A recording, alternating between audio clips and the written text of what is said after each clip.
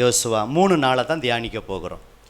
இந்த யோசுவா 3-4 அதிகாரம், அந்த 2 அதிகாரத்தை திரும்ப திரும்ப இந்த செய்தியை கொடுக்கறதுக்கு முன்னாடி பல தடவை நான் படித்தேன். ஒரு தடவை படித்தா கூட போதும், ஆனால் திரும்ப திரும்ப படிக்கும்போது அதில் புது புது கருத்துக்கள் என்ன செய்கிறாரு ஆண்டவர் தெரிவிக்கிறார். இன்னும் அந்த சம்பவங்கள் மனசில் பதிய செய்கிறார். அதனால் இன்றைக்கி அங்கங்கெல்லாம் போக வேண்டாம். யோசுவா 3-4 ஒத்த வசனம்லாம் அதிகம் இருக்காது. இதில் தான் நம்ம தியானிக்க போகிறோம். ஓகே, இப்போ ஒரு வசனத்தை நம்ம வாசிக்கலாம். யோசுவா 3ஆம் அதிகாரம் 15-16. யோர்தான் அறுப்பு காலம் முழுவதும் கரை புரண்டு போம். பெட்டியை சுமக்கிற ஆசாரியரின் கால்கள் தண்ணீரின் ஓரத்தில் பட்டவுடனே மேலே இருந்து ஓடி வருகிற தண்ணீர் நின்று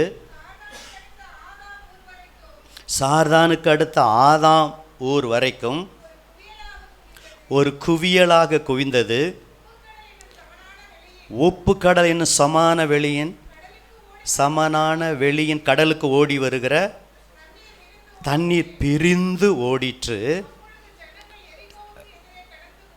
அப்பொழுது ஜனங்கள் எரிகோவுக்கு எதிரே கடந்து போனார்கள். கிறிஸ்துவுக்குள் அன்பான சகோதரன சகோதரியே, இந்த செய்தியை போகிறதுக்கு முன்னாடி சில முகவரையாய் சில காரியங்களை நான் சொல்ல விரும்புகிறேன். இன்றைக்கி செய்தியினுடைய தலைப்பு தடைகள் விலகும். இது நல்ல வார்த்தையா கெட்ட வார்த்தையா? பக்கத்தில் கை கொடுத்து சொல்லுங்கள்.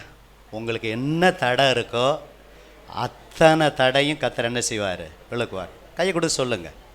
தடையே இல்லையா? எல்லாருக்கும் ஏதோ ஒரு தடை இருக்குது. பொருளாதார தடை, சரீரத்தில் சுகத்தில் தடை, வேலை, நல்ல வேலை, உயர்வு தடை, சில காரியங்கள், இப்படி பல விஷயத்தில் நம்முடைய வாழ்க்கை. உங்கள் தடை உங்களுக்கு தான் தெரியும். ஊழியத்தில் இன்னும் ஆத்துமாக்கள் வர தடைகள், இப்படி பலவிதமான தடைகள் எல்லாருக்கும் இருக்குது. தடை இல்லைன்னு யாரும் சொல்ல முடியாது. ஆனால் இங்கே ஒரு தடை விலகுனது. இந்த தடைகள் விலகுனா தான் இன்னொரு ஆசீர்வாதத்தை சுதந்திரிக்கணும். இவங்க சித்தி வரைக்கும் வந்துட்டாங்க. மோசே மறிச்சிட்டாரு. இப்போ ஜோசுவா. இந்த யோர்தான் ஒரு தடையாக இருக்குது. இந்த யோர்தானை குறித்து சில காரியத்தை நான் சொல்லுகிறேன். நம்முடைய காவேரி ஆறு குடகு மலையில் உற்பத்தியாகி வருவது போல் இந்த யோர்தான் நதி எர்மோன் மலை பனிசகரம் நிறைந்த, நான் செய்திக்கு போல் முகவரையாக சொல்கிறேன், அப்படி அந்த பனி உருகி அப்படி அது வருகிறது தான் இந்த யோர்தான். நல்ல பெரிய நீண்ட தூரம் பிரயாணம். அது செல்கிற இடம்லாம் செழிப்பு. யோர்தான் செல்லுகிற இடம்லாம் செழிப்பு. அப்படியே கலிலேயெல்லாம் வந்து அப்புறம் அப்படியே வந்து போய் தான் கடைசியாக சவக்கடல். எப்படி காவிரி ஆறு போய் வங்காள விரிகுடாவில் கலக்கிறதோ அதே போல் அந்த நாட்டில் எர்மோன் மலையில் பனிப்பாறையிலிருந்து உருவாகி கீழ்நோக்கி, மேலிருந்து கீழ்நோக்கி பாய்கிறது. யோர்தான் என்றால் அதான் அர்த்தம். மேலிருந்து கீழ்நோக்கி பாய்தல் என்று அந்த பேருக்கு அர்த்தம். அப்படி நல்ல ஸ்பீடாக வரும்.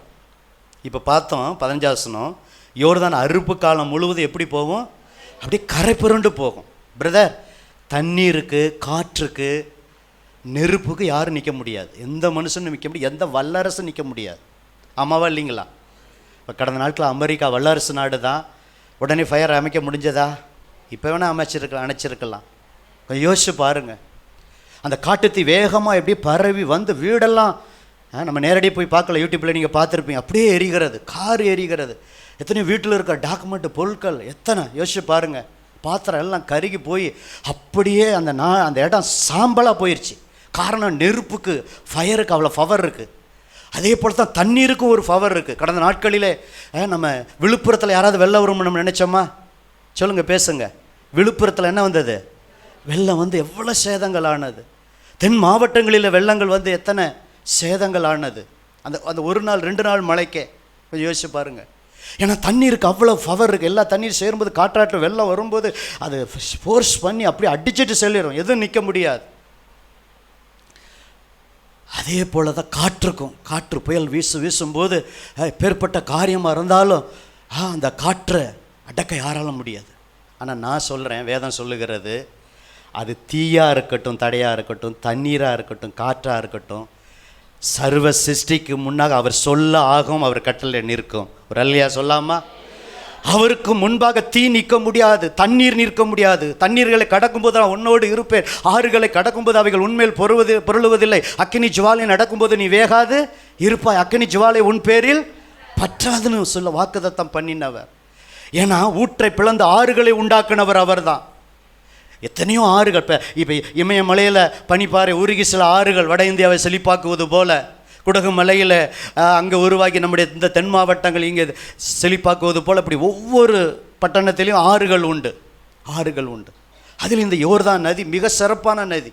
இந்த யோர்தானை குறித்து நிறைய சொல்லலாம், அங்கே நான் போகலை, அது ஒரு தனி செய்தி. யோர்தான் நம்முடைய ஆண்டவராக இயேசு கிறிஸ்து யோர்தானில் தான் ஞானஸ்தானம் எடுத்தார். அல்லேலூயா. எலியா யோர்தான் என்ன செஞ்சார்? பிளந்தார். எலியாவுக்கு பிறகு எலிசா என்ன செஞ்சார்? பிளந்தார். ஆமாம், நாகமான் குஷ்டரோகம் எந்த நதியில் போய் மூழ்கி அவர் குஷ்டரோகம் நீங்கினது?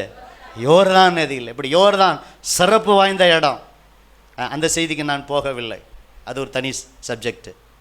ஆனால் இன்னைக்கு இவங்களுக்கு, இஸ்ரவேல் ஜனங்களுக்கு அது ஒரு தடை. அப்படி காலை வச்சா அப்படி இழுத்துட்டு போயிடும். தண்ணிக்கு அவ்வளோ ஃபோர்ஸ் உண்டு, வல்லமை உண்டு.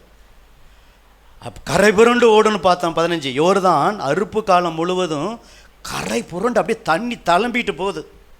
நம்ம இடத்துலலாம் சில நேரம் வெள்ளம் வரும்போது பார்த்தீங்கன்னா, காவேரியில் வெள்ளம் வரும்போது இந்த கொள்ளாட்டத்தில் தண்ணீர் என்ன செய்யும்? அப்படியே கரை புரண்டு போகும். சில நேரம் திறந்து விடுவாங்க, ஏன்னா அந்த அங்கே இருக்க தண்ணீரை குறைக்க. அப்படி சில ஆறுகளே சில இடங்களில் கரை புரண்டு ஓடுவது போல் இது இஸ்ரவேல் ஜனங்கள் அடுத்த இதை தாண்டினா தான். அன்றைக்கெல்லாம் பாலம் கிடையாது, இன்றைக்கி எல்லா ஆற்றுலையும் பாலம் கட்டுறாங்க. இப்போ கடற்கருவதற்கு பாம்பன் பாலம், இப்படி பல இடங்களில் பாலங்கள் வருகிறது. ஆனால் அன்னைக்கு ஒரு பாலம்லாம் கிடையாது, அந்த இதெல்லாம் கிடையாது, ஸ்பெஷலிஸ்ட்லாம் கிடையாது. ஆற்றை கடந்து தண்ணீர் வத்தினா கடந்து தான் போகணும். அப்படிப்பட்ட சூழ்நிலையில் இவங்க அடுத்த நெக்ஸ்ட் லெவல் ஆசீர்வாதத்தை சுதந்திரிக்க அடுத்து கில்கால், அதுக்கப்புறம் தான் எரிகோ. அப்புறம் ஒவ்வொரு இடத்துல போய் தான் அவங்க இப்போ ஏற்கனவே பல இடத்த கடந்து வந்துட்டாங்க. மோசே மரிச்சிட்டார், இப்போ ஜோசுவா தான் ஊழியக்காரர். இப்போ இந்த யோர்தான் விலக, தடைகள் விலக 3 காரியமும், தடைகள் விலகின பிறகு ஒரு காரியமும் இந்த நாளை தான் நம்ம செய்ய போகிறோம். இப்போ யோர்தானை விட்டுருங்க, எழுத்து பிரகாரம். இப்போ உங்கள் வாழ்க்கையில் ஏதோ தடைகள், ஏதோ ஒரு காரியம் தடையாக இருக்கிறது. ஒருவேளை திருமணத்துக்கு வரன் பார்ப்பதில் தடையாக இருக்கலாம். இப்படி நான் சொல்லிக்கிட்டே போகல, இதெல்லாம் உதாரணத்தை தான் சொல்கிறேன், யாரையும் குற்றப்படுத்த காயப்படுத்த அல்ல. சில உதாரணத்துக்கு சில காரியங்கள் நான் சொல்லி தானே ஆகணும். நான் சொல்லுகிற நோக்கம் ஒன்று நீங்கள் தவறாக நினைக்கக்கூடாது, புரியுதுங்களா? இப்படி எல்லாருடைய வாழ்க்கையிலும் ஏதோ தடைகள். ஆனால் என்ன ஒரு நல்ல செய்தின்னா, அந்த தடையை நீக்க நீங்களும் நானும் ஒரு 3 காரியத்தை செய்யணும். தடை நீங்கின பிறகு ஒரு காரியத்தை செஞ்சோம்னா நம்முடைய வாழ்க்கையில் இருக்கிற தடையெல்லாம் நீக்குவார். அடுத்து தொடர்ந்து இன்னும் வேறு காரியம் ஏதாவது தடைகள் வந்தாலும் இதே ஃபார்முலாவை கடைப்பிடிச்சோம்னா தடைகளை நீக்கி நீக்கி வெற்றி மேல் வெற்றி நாம் சுதந்திரிப்போம். அல்லேலூயா. முதல் குறிப்பு எழுதி வைத்துக் கொள்ளுங்கள். அதே யோசுவா புஸ்தகம் 3ஆம் அதிகாரம் 5வது வசனம். இதாங்க முதல் குறிப்பு. யோசுவா 3:5. யோசுவா ஜனங்களை நோக்கி, உங்களை பரிசுத்தம் பண்ணி கொள்ளுங்கள். கவனிக்கிறீங்களா? அன்னைக்கே செஞ்சிருக்கலாம். நாளைக்கு கர்த்தர் உங்கள் நடுவிலே அற்புதங்களை செய்வார் என்றான். இப்போ யோர்தான் கரை புரண்டு ஓடும்போது யோசுவா ஜெபிக்கிற மனுஷனாக இருந்தனால மோசேட்ட பேசின மாதிரி ஆண்டவர் ஜோசுவாட்ட அந்த ஆலோசனை, அவர் ஆலோசனை சொல்லலை, அவராக இதை சொல்லலை, ஐடியா, இன்றைக்கி பரிசுத்தம் பண்ணிக்கலுங்க, நாளைக்கு அற்புதம் செய்வேன். கர்த்தர் தான் அந்த ஆலோசனையை சொல்லி அவர் ஜெபிக்கிற மனுஷனாக இருந்ததுனால அப்படியே சொல்கிறார். ஜனங்க எல்லோரும், லட்சக்கணக்கான ஜனங்க பாளையம் எங்கும் போய் எல்லோரும் பரிசுத்தம் பண்ணி அந்த 3 நாள் அங்கே இருக்கிறாங்க. அந்த 3 நாள் சென்ற பின்பு சித்திம்ங்கிற இடத்துல தான் வர்றாங்க. 1ஆம் வசனம் பாருங்கள். அதிகாலமே யோசுவா எழுந்திருந்த பின்பு அவனும் இஸ்ரவேல் புத்திரர் அனைவரும் சித்திமிலிருந்து பிரயாணம். இப்போ சித்திமிலிருந்து அடுத்து நெக்ஸ்ட் லெவல் யோர்தானை கடந்தால் கில்காலுக்கு போகிறாங்க. அப்போ கடந்து போகும்போது அங்கே தங்கிறாங்க. 2வது வசனம் பாருங்கள். ஒரு 3 நாள் சென்ற பின்பு, ஒரு 3 நாள் சென்ற அதிபதி பாளையம் எங்கும் எல்லாம் செய்கிறாரு, போகிறாரு. போய் ஜனங்களை நோக்கி, நீங்கள் உங்கள் தேவனாகிய கர்த்தருடைய உடன்படிக்கை பெட்டியையும் அதை சுமக்கிற லேவியராக ஆசாரியர்களையும் கண்ட உடனே, எப்போ பெட்டியை சுமந்துக்கிட்டு அவங்க போகிறாங்களோ அந்த கண்ட உடனே இம்மிடியட்லியாக என்ன செய்யணும்? கண்ட உடனே நீங்களும் உடனே என்ன செய்யணும்? பிரயாணம் ஆரம்பிக்க போகுது. உங்கள் இடத்த விட்டு என்ன செய்யணும்? அப்போ போய் யாரும் லேட் பண்ணக்கூடாது, பிரயாணப்பட்டு அதற்கு இப்போ என்ன செய்யணும்? பின் செல்லணும். ஆனால் ஒரு கண்டிஷன், அந்த உடன்படிக்கை பெட்டிக்கு உங்களுக்கு எத்தனை முழம் இருக்கணும்? 2000 முழம் தூரம். கவனிக்கிறீங்களா? 4வது வசனம். உங்களுக்கும் அந்த உடன்படிக்கை பெட்டிக்கும் 2000 முழ தூரமான இடம் இருக்க வேண்டும். நீங்கள் நடக்க வேண்டிய வழியை அறியும்படிக்கு அதற்கு சமீபம் என்ன செய்யக்கூடாது? நீங்கள் வரக்கூடாது. அது லேவியர்கள் தான், ஆசாரியராகிய லேவியர்கள் தான், அதை தான் அவங்க தான் சுமக்கணும். அங்கே அப்படி தானே போட்டிருக்கு, லேவியராகிய ஆசாரியர்கள். அவங்க உடன்படிக்கை பெட்டி அந்த கண்ட உடனே நீங்கள் சொல்லணும். ஆனால் கேப்பு எவ்வளோ இருக்கணும்? ஒரு 2000 முழம் கேப் இருக்கணும். சமீபமாக யார் என்ன செய்யக்கூடாது? வரக்கூடாது. இதற்கு முன்னே நீங்கள் ஒருபோதும் இந்த வழியாய் நடந்து போகவில்லை என்று சொல்லி கமாண்டு, கட்டளையிட்டார். இதில் கடைப்பிடிக்கணும். ஏன்னா பழைய ஏற்பாட்டிலலாம் உங்களுக்கு தெரியும், இப்போ அப்படி இல்லை. உடன்படிக்கை பெட்டியை சாதாரணமாக வந்து தொட்டோம்னா என்ன விழுவோம்? பரிசுத்தம் வந்து அந்த இடத்துல என்ன வரும்? சாவு வரும். இப்போ தாவீது ஒரு தடவை உடன்படிக்கை பெட்டியை கொண்டு வரும்போது மாடு மிரண்டு அந்த அந்த பெட்டி அப்படியே கீழே விழும்போது அது யாரை தொடரா? ஊசா தொட்டோம்னா தொட்ட இடத்துல என்னது? சாவு. சாவு. ஏன்னா அந்த பிரமாணத்தின் பிரகாரம் அதை கொண்டு வரல, அது வேறு செய்தி. அப்படி அந்த உடன்படிக்கை பெட்டி புறஜாதி இடத்துல போன இடத்துல அதை பார்க்கும்போது அவங்களுக்கு மூலவியாதி பல காரியங்கள் வருது. அதனால தான் டிஸ்டன்ஸ் மெயின்டைன் பண்ண சொல்கிறார். 2000 முழம் என்னது? ஒரு கேப் இருக்கணும். ஆனால் அதை பார்க்கலாம் அடி விழாமல் இருக்கணும்னா பரிசுத்தம் என்ன செய்யணும்? இருக்கணும். நீங்கள் என்ன செய்யுங்க? 5வது வசனம் பாருங்கள். யோசுவா ஜனங்களை நோக்கி, உங்களை என்ன செய்யுங்க? பரிசுத்தம் பண்ணி கொள்ளுங்கள், நாளைக்கு கர்த்தர் உங்கள் நடுவிலே அற்புதங்களை செய்வார். அன்பு சகோதரனே சகோதரியே, நம்முடைய தேவன் அற்புதங்களின் தேவன், அதிசயங்களின் தேவன். அதில் மாற்று கருத்து இல்லை, சந்தேகம் இல்லை. நம்ம அற்புதத்தை எதிர்பார்க்குறோம், ஆண்டவர் நம்மகிட்ட பரிசுத்தத்தை எதிர்பார்க்குறார். பக்கத்தில் சொல்லுங்கள். நீங்களும் நானும் அற்புதத்தை எதிர்பார்க்குறோம், ஆண்டவர் உங்களிடத்துல என்னிடத்துல என்னத்தை எதிர்பார்க்குறாரு? பரிசுத்தம். ஏன்னா அவர் பரிசுத்தம் உள்ள தேவன். நம்முடைய பிதா பரிசுத்தம் உள்ளவர், இயேசு பரிசுத்தம் உள்ளவர், ஆவியானவர் பரிசுத்தம் உள்ளவர், பரிசுத்த ஆலயம், பரிசுத்த ஜாதி. எனக்கேற்ற பரிசுத்தம் ஆண்டவர் சொல்கிறார். கர்த்தருக்கேற்ற பரிசுத்தம், நான் சிநேகிக்கிற பரிசுத்தம். அப்போ நம்முடைய ஆவி, ஆத்மா, சரீரம் முழுவதும் எல்லா விஷயத்தையும் ஆண்டவர் எதை எதிர்பார்க்குறாரு? அவர் பரிசுத்தத்தை எதிர்பார்க்கிறார். அதனால தான் பரிசுத்தம் உள்ளவன் இன்னும் பரிசுத்தம் ஆகட்டும். பிசாசு அற்புதம் செய்து, அது அசுத்தமாக இருந்தாலும் அது அற்புதம் செய்யும். அசுத்தமாக எப்படி வாழ்ந்தாலும் சில நேரம் பொய்யான அற்புதத்தை செய்யும். நம்முடைய ஆண்டவர் ஜீவனுள்ள தேவன், சர்வபூமிக்கும் ஆண்டவர். அவர் நம்மிடத்தில் எதிர்பார்ப்பது பரிசுத்தம். அவர் அற்புதம் செய்ய முடியும், ஆனால் உங்களிடத்தில் சில காரியத்தை எதிர்பார்க்கிறார். தடைகள் விலக உங்கள் வாழ்க்கையிலும் என் வாழ்க்கையிலும் முதல் குறிப்பு பரிசுத்தம். அல்லேலூயா. எந்த காரியத்தில் இன்னும் தடைகள் இருக்கிறதோ குடும்பமாய் பரிசுத்தம். இப்போ திருச்சபை வளரணும்னா திருச்சபையில் இருக்கிற அத்தனை பேர் பாஸ்டர் மாத்திரமல்ல, பாஸ்டர்மா மாத்திரமல்ல, உடன் ஊழியர் மாத்திரமல்ல, இங்கே வந்திருக்க சகோதரர்கள் சகோதரிகள் சிறுபிள்ளைகள் எல்லாரும், ஆண்டவரே எங்களை பரிசுத்தப்படுத்த எங்கள் சபையில் ஒவ்வொரு வாரமும் அற்புதம் நடக்கணும், அதிசயம் நடக்கணும், பேய்கள் ஓடணும், ஆண்டவரே பலவீனங்கள் நீங்கணும், வியாதி நீங்கணும், இயற்கைக்கு அப்பாற்பட்ட விதத்தில் பொருளாதாரத்தில் அற்புதம் நடக்கணும். ஆண்டவரே இப்படி எந்த காரியமாக இருந்தாலும் நம்ம பாவத்தை அறிக்கை செய்து நம்ம பரிசுத்தப்படுத்தி கொண்டு நம்ம ஜெபம் பண்ணோம்னா அந்த ஜெபத்தை ஆண்டவர் கேட்டு அற்புதத்தை செய்வார். இதுதான் தடைகள் விலக முதல் காரியம். ஒரு அல்லேலூயா சொல்லாமா? ஆமாம். ஏன்னா ஒரு வசனம் எனக்கு ஞாபகம் வருது. நான் அக்கிரம சிந்தை கொண்டிருந்தனால் தேவன் என் ஜெபத்திற்கு பதில் கொடுக்க மாட்டார். அதுக்கப்புறம் தாவீது சொல்கிறார், மெய்யாகவே என் ஜெபத்துக்கு பதில் கொடுத்தாருன்னு அடுத்த 2 வசனத்தில் சொல்கிறார். அப்போ முதல் வசனத்துக்கு 2 வசனத்தை தள்ளி எப்படிங்க? நான் அக்கிரம சிந்தை கொண்டிருந்தனால தேவன் ஜெபத்துக்கு பதில் கொடுக்க மாட்டாருங்கிறாரு. அப்புறம் சங்கீதத்தில் இந்த 2 வசனம் கழித்து பார்க்கும்போது மெய்யாகவே இது. அப்படின்னா இடையில என்ன நடந்ததுன்னா பரிசுத்தம். பரிசுத்தம். இந்த பரிசுத்தங்கிறது ஒரு லாங் ப்ராசஸ். இதுக்கு முடிவே இல்லை, இன்ஃபினிட்டி. நம்ம சாகிற வரைக்கும் பரிசுத்தம் தேவை. நான் முற்றிலும் 100% பரிசுத்தம் ஆகிட்டு இங்கே வந்திருக்கிற யாரும் சொல்ல முடியாது, எந்த ஊழியக்காரரும் சொல்ல முடியாது. ஜீசஸ் ஒருவர் தான் 100% பரிசுத்தர். கரங்களை தட்டுங்க. 100% பரிசுத்தர் ஜீசஸ் தான். தெய்வம் மனிதனாக வந்து பரிசுத்தராய் வாழ்ந்தார், பரிசுத்தமாய் பிறந்தார், பரிசுத்தமாய் மரித்தார். அவரை தவிர அத்தனை பேரும் பரிசுத்தத்தில் பெர்சன்டேஜில் குறைவுள்ளவராக இருக்கலாம். ஒருவேளை பிரதர் நீங்கள் 90 இருக்கலாம், 50 இருக்கலாம், அம்மா நீங்கள் 40 இருக்கலாம், சிஸ்டர் நீங்கள் 60% இருக்கலாம். பரிசுத்தத்தில் நம்ம வளருகிறோம், முன்னேறுகிறோம். புரியுதுங்களா?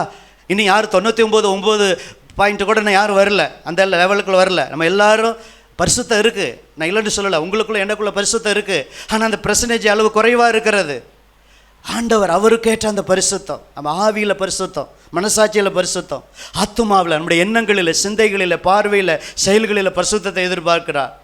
அடுத்து சரீரத்தில் நம்முடைய கண்களில் பரிசுத்தம், நம்முடைய வாயின் வார்த்தையில் பரிசுத்தம், நம்முடைய கரங்கள் சுத்தமாக இருக்கணும், கைகளில் பரிசுத்தம், நம்முடைய கால்களில் பரிசுத்தம். இதை ஒவ்வொரு நாளும் நம்ம ஆண்டவர் சமூகத்தில் என்ன செய்யணும்? ஆண்டவரே என்னுடைய வாழ்க்கையில் தடைகள் விலக ஆண்டவர். ஏன்னா நம்ம ஜெபம், ஒரு வசனம் எனக்கு மீண்டும் ஞாபகம் வருகிறது. ரட்சிக்கக்கூடாதபடிக்கு தேவனுடைய கை என்ன செய்யலை, குறுகி போகல, கேட்கக்கூடாதபடி அவர் செவி மந்தமாகவில்லை. உங்கள் பாவங்களே உங்களுக்கும் தேவனுக்கும் நடுவாக பிரிவினை உண்டாக்குறது, அவர் முகத்தை மறைக்கிறது. அப்போ நம்முடைய பாவங்கள், அக்கிரமங்கள், மீறுதல் தான் அவரை தடை செய்கிறது. ஆண்டவர் தடையை நீக்க ரெடி, அற்புதம் செய்ய ரெடியாக இருக்கிறார். நீங்களும் நானும் பரிசுத்தமாக இருக்க ரெடியா? அப்படி ரெடியாக இருந்து ஜெபிக்கும் போது கர்த்தர் ஆண்டவர் தடை என்ன செய்கிறார்? அது யோர்தானை போன்ற தடையாக இருந்தாலும் சரி, எரிகோ போன்ற தடையாக இருந்தாலும் சரி, செங்கடலையே கூறு போட்டு ரெண்டாய் பிளந்தவர், எந்த தடையாக இருந்தாலும், எத்தனை மனுஷிக தடையாக இருந்தாலும் அந்த தடையை ஆண்டவர் நீக்கி போடுவார். அல்லேலூயா. இதே 3ஆம் அதிகாரத்தில் பாருங்கள், 7 பெரிய ஜாதி லிஸ்ட் அங்கே போட்டிருக்கு. 3ஆம் அதிகாரம் பாருங்கள், நேரத்தை கருதி நானே வாசிக்கிறேன். 3:10 நீங்கள் எல்லாரும் கவனிங்க. பின்பு யோசுவா ஜீவனுள்ள தேவன் உங்கள் நடுவில் இருக்கிறார் என்பதையும், அவர் கானானியரையும், ஏத்தியரையும், ஏவியரையும், பெரிசியரையும், கிர்காசியரையும், எமோரியரையும், எபூசரியரும் உங்களுக்கு முன்பாக துரத்தி விடுவார் என்பதை நீங்கள் அறிந்து கொள்வதற்கு அடையாளமாக, அது பின்னாடி நடக்கும். அந்த தடையை, அது மனுஷிக தடை, அந்த மனுஷிக தடையை பின்னாடி நீக்குவார், தோந்தரிப்பீங்க. அதுக்கு முன்னாடி இந்த யோர்தான் தடை என்ன செய்யும்? விலகும். அப்போ 7 பெரிய ஜாதி லிஸ்ட்டு போட்டு ஆண்டவர் சொல்கிறார். கானானியர், ஏத்தியர், ஏவியர், பெரிசியர், கிர்காசியர், எமோரியர், எபூசியர். மொத்தம் எத்தனை? சத்தமாக சொல்லுங்கள். 7 பெரிய ஜாதி, பொல்லாத ஜாதி, அரக்கர்கள். அவங்களும் தடை பண்ணினாங்க அந்த கானானை சுதந்திரிக்க. அதுக்கு அடையாளமாக, அதுக்கு முன்னாடி இன்னொரு அடையாளமாக யோர்தானை, இங்கே நடந்தது யோர்தான் அற்புதம். அதை நான் என்ன செய்வேன்? அந்த தடையை நீக்கி நெக்ஸ்ட் லெவலுக்கு என்ன செய்வேன்? உங்களை கொண்டு போவேன்னு சொல்லி. என் அன்பு தேவ பிள்ளைகளே, அப்போ பரிசுத்தத்துக்கு நீங்கள் முக்கியத்துவம் கொடுக்க. இந்த ஆண்டு பரிசுத்தத்தின் ஆண்டாக, ஆண்டவரே இன்னும் நான் பரிசுத்தம், இன்னும் நான் பரிசுத்தம், இன்னும் நான் பரிசுத்தம், எல்லா விஷயத்திலும் இன்னும் நான் பரிசுத்தம் அப்படின்னு நீங்கள் முக்கியத்துவம் கொடுங்க. ஆண்டவர் இன்னும் உங்களுக்கு தடையை நீக்கி, இன்னும் உங்களுக்கு தடையை நீக்கி அவர் அற்புதம் செய்வார். அல்லேலூயா. இதான் முதல் குறிப்பு நாம் செய்ய வேண்டியது. 2வது யோசுவா 3ஆம் அதிகாரம் 11. இன்றைக்கி வாசிக்காதவங்க ஒருத்தர் சத்தமாக வாசிங்க. 2வது குறிப்பு இதோ சர்வ பூமிக்கும் பார்த்தீங்களா? அந்த வார்த்தையை கவனிச்சிங்களா? நம்ம ஆண்டவர் யார்? இந்த கூத்தூருக்கு மாத்திரமல்ல, தமிழ்நாட்டிற்கு மாத்திரமல்ல, இந்தியாவுக்கு மாத்திரமல்ல, அமெரிக்காவுக்கு மாத்திரமல்ல, யூரோப்பியன் கண்ட்ரிக்கு மாத்திரமல்ல, ஆஸ்திரேலியா, ஜப்பான், சவுதி அரேபியா, அகில உலக நாடுகள், தீவுகள், சர்வ பூமிக்கு அவர் தான் எல்லா பூமியும் உண்டாக்குனார். அப்போ சர்வ பூமிக்கு ஆண்டவர் அவர் தான். அல்லேலூயா. அப்போ சர்வ பூமிக்கு ஆண்டவராக இருக்கிறோடைய உடன்படிக்கை பெட்டி உங்களுக்கு முன்னே யோர்தானிலே போகிறது. யாருங்க? இந்த லட்சக்கணக்கான ஜனங்க நாங்கள் இவ்வளோ பேர் லட்சக்கணக்கான ஜனங்க இருக்கிறோம், யோர்தானே நீ போனால் என்ன செஞ்சுருக்காது? போய் ஆளை பார்த்து தண்ணீர் மிரளுமா? தண்ணீரை பார்த்து தான் நீங்களும் நான் என்ன செய்ய முடியும்? மிரள முடியும். இந்த உடன்படிக்கை பெட்டி மட்டும் போகலன்னா இவங்க லட்ச ஜனங்க போனாலும் யோர்தான் கரை போண்டு ஓடிட்டே இருக்கும். மிஞ்சி போனால் கால் வச்சா என்ன செஞ்சிடும்? அடிச்சுக்கிட்டு போயிடும் தண்ணி ஃபோர்ஸு. இப்போ தண்ணியோட விளையாட முடியாது, உங்களுக்கு தெரியும். அவ்வளோ ஃபோர்ஸாக, ஏன்னா அது மேலிருந்து பாய்ஞ்சு வருது யோர்தான் நதி, பயங்கர ஸ்பீடு, அவ்வளவு. ஆனால் தடைகள் விலக 2வது குறிப்பு, உடன்படிக்கை பெட்டி என்ன செஞ்சது? முன் சென்றது. இது அப்படியே நூல் வச்சுட்டு, அப்படியே என்ன மாதிரி நூல் இருந்தால் அப்படியே நூலை வச்சுட்டு, பேப்பரை வச்சுட்டு திரும்ப இங்கே தான் வரணும். 3 நாள் தான் தியானம் யோசுவா. இதை எடுக்க மறுபடி திருப்பிட்டு இருக்கக்கூடாது. அதுக்காகத்தான் பேப்பர் நூலை வச்சுட்டு அப்படியே திருப்புங்க. உடன்படிக்கை பெட்டியில் எபிரேயரில் 9:4 ஒரு 3 காரியம், அதை படிச்சுட்டு திரும்ப இங்கே வந்துடுவோம். எபிரேயர் 9:9ஆம் அதிகாரம் 4வது வசனம். அதிலே அந்த உடன்படிக்கை பெட்டியில் பொன்னார் செய்த தூப கலசமும் முழுவதும் பொற்றகடு பொதிந்திருக்கப்பட்ட உடன்படிக்கை பெட்டியும் இருந்தன. கவனிங்க, அந்த உடன்படிக்கை பெட்டி, கர்த்தருடைய பெட்டியிலே முதல்ல என்ன இருந்தது? சொல்லுங்க சத்தமா பேசுங்க. மன்னா. அடுத்து 2வது அதான் மண்ணா வைக்கப்பட்ட பொற்பாத்திரம், அதான் 1 சேர்த்து படிக்கணும். 2வது ஆரோனுடைய தளிர்த்த கோல், 2வது அப்படி சேர்த்து படிக்கணும், தளிர்த்த கோல். 3வது உடன்படிக்கையின் கற்பலகைகள். இது 3 தான் அதில் இருந்தது. இப்போ யோசுவாக்கு மறுபடியும் அங்கே வாங்க, யோசுவா 3 அதிகாரத்தில் அந்த 2வது அந்த 11வது வசனம், அதுதான் நம்முடைய குறிப்பு. இதோ சர்வபூமிக்கும் ஆண்டவராய் இருக்கிறுடைய உடன்படிக்கை பெட்டி உங்களுக்கு முன்னே யோர்தானிலே போகிறது. நல்ல கவனிங்க. முதல்ல மன்னா. இந்த மன்னா எதை குறிக்கிறதுனா, நம்முடைய ஆண்டவர் வானத்திலிருந்து இறங்கி வந்த அப்பம் மன்னா. ஒரு இல்லையா சொல்லாமா? அன்றைக்கி டெய்லி மன்னாவை தேடினது போல் உங்கள் வாழ்க்கையில் தடை விலகணுன்னா டெய்லி மன்னாவாகிய இயேசுவை தேடுங்க. இதுதான் உங்கள் தடை விலக ரகசியம், ஃபார்முலா. ஒரு இல்லையா சொல்லாமா? ஏதோ ஒரு நாள் அல்ல, அந்த தடைக்காக மாத்திரம் அல்ல, கல்யாணத்துக்காக மாத்திரம் ஆண்டவரை தேடக்கூடாது, குழந்தை பாக்கியத்துக்கு மாத்திரம் ஆண்டவரை தேடக்கூடாது. தருவார், இல்லைன்னு சொல்லலை. ஆனால் அதுக்காக மாத்திரம் தேடக்கூடாது, சுகத்துக்காக மாத்திரம் தேடக்கூடாது. ஒருவேளை தாமதம் ஆனாலும் நம்ம தேடிக்கிட்டே இருக்கணும். திடீரென்று ஒரு நாள் கல்யாணம் நடக்கும், திடீரென்று குழந்தை பாக்கியம் ஒரு நாள் கன்சீவ் ஆவீங்க. ஏற்ற நேரத்தில் எல்லா எந்தெந்த தடையோ அது ஏற்ற நேரத்தில் விலகும். இதுதான் உண்மையிலும் உண்மை. நம்ம கடந்த கால வாழ்க்கையில் செக் பண்ணி பாருங்கள். சில தடைகள் உடனே விலகி இருக்கும். எல்லா தடையுமா விலகுனுச்சே? யோசிச்சு பாருங்கள். ஆனால் தொடர்ந்து கத்தரை தேடிக்கிட்டே இருக்கும்போது மன்னாவை அவங்க டெய்லி மன்னாவை தேடினாங்க. அதிகாலையில் தேடினாங்க. டெய்லி அதிகாலையில் தேடுங்க பிரதர். 5 மணிக்கு எழுந்திரிச்சு தேடுங்க பிரதர். அம்மா 5:30க்கு எழுந்திரிச்சு தேடுங்க. பாத்திரத்தை விளக்குறதுக்கு முன்னாடி, கோலம் போடுறதுக்கு முன்னாடி, தண்ணி தெளிக்கிறதுக்கு முன்னாடி கத்தரை தேடிட்டு அப்புறம் நீங்கள் தண்ணியை தெளிங்க. கத்தரை தேடிட்டு சமைங்க. கொஞ்சம் நேரம் சுருக்கமாகாது, நேரம் இருந்துச்சுன்னா 1 மணி நேரம், அட்லீஸ்ட் 1 மணி நேரம் காலை நேரம் காலையில் மன்னாவை தேடும். இதுதான் அந்த உடன்படிக்கை பெட்டின் அனுபவம். இது நமக்குள்ளே இருந்தால் தடைகள் விலகும். டெய்லி தேடினாங்க. டெய்லி. இதில் ஒரு ரகசியத்தை சொல்லட்டுமா? அன்றைக்கி சனிக்கிழமை ஓய்வு நாள், இன்றைக்கி ஞாயிற்றுக்கிழமை. அப்போ ஆண்டவர் என்ன சொன்னார்னா, அவங்கள்ட்ட மன்னா தேடுறீங்க, சனிக்கிழமை மட்டும் என்ன செய்யக்கூடாது, போட சில அறிவாளிகள், சில ரொம்ப யோசிக்கிற பெரிய புத்தி உள்ளவர்கள் விசுவாசிகள் சனிக்கிழமை என்ன செய்கிறாங்க, மன்னாவை தேடிட்டு போனாங்க. ஒரு மன்னாவும் என்ன செய்யலை, இப்போ இல்லை. நம்ம ஆண்டவர் பாருங்கள், ஞானம் உள்ளவர். என்ன செஞ்சாருன்னா, அந்த வெள்ளிக்கிழமையே மன்னா ரெட்டிப்பா, சனிக்கிழமைக்கு அவங்களுக்கு தேவையான. நம்ம ஆண்டவர் பட்டி போடுறவர் அல்ல, அவர் சர்வ ஞானி. அவர் அந்த நாளுக்கு தேவையானதே சேர்த்து அன்றைக்கி எடுத்துக்க வச்சுக்கிட்டார். ரைட்டுங்களா? இதை சேர்க்காத சோம்பல் உள்ளவங்க சனிக்கிழமை என்ன செஞ்சாங்க, போனாங்க. ரைட்டுங்களா? சரி. இப்போ இன்னும் சில ஆள் அதில் ஒரு ரகசியத்தை சொல்கிறேன். அடுத்த நாளுக்கு நாளே இன்னும் கொஞ்சம் இத்தனை தான் ஒரு அளவு வச்சுருந்தார். அளவை மீறி எக்ஸ்ட்ரா வச்சுக்கிட்டாங்க. ஏன்னா அந்த மண்ணா கொத்தமல்லி அளவாக இருக்கும், வெண்மையாக இருக்கும், தேனீட்ட பணியாரம் போல் இருக்கும், ஒளியும் மரத்துடைய ருசியை போல் இருக்கும்.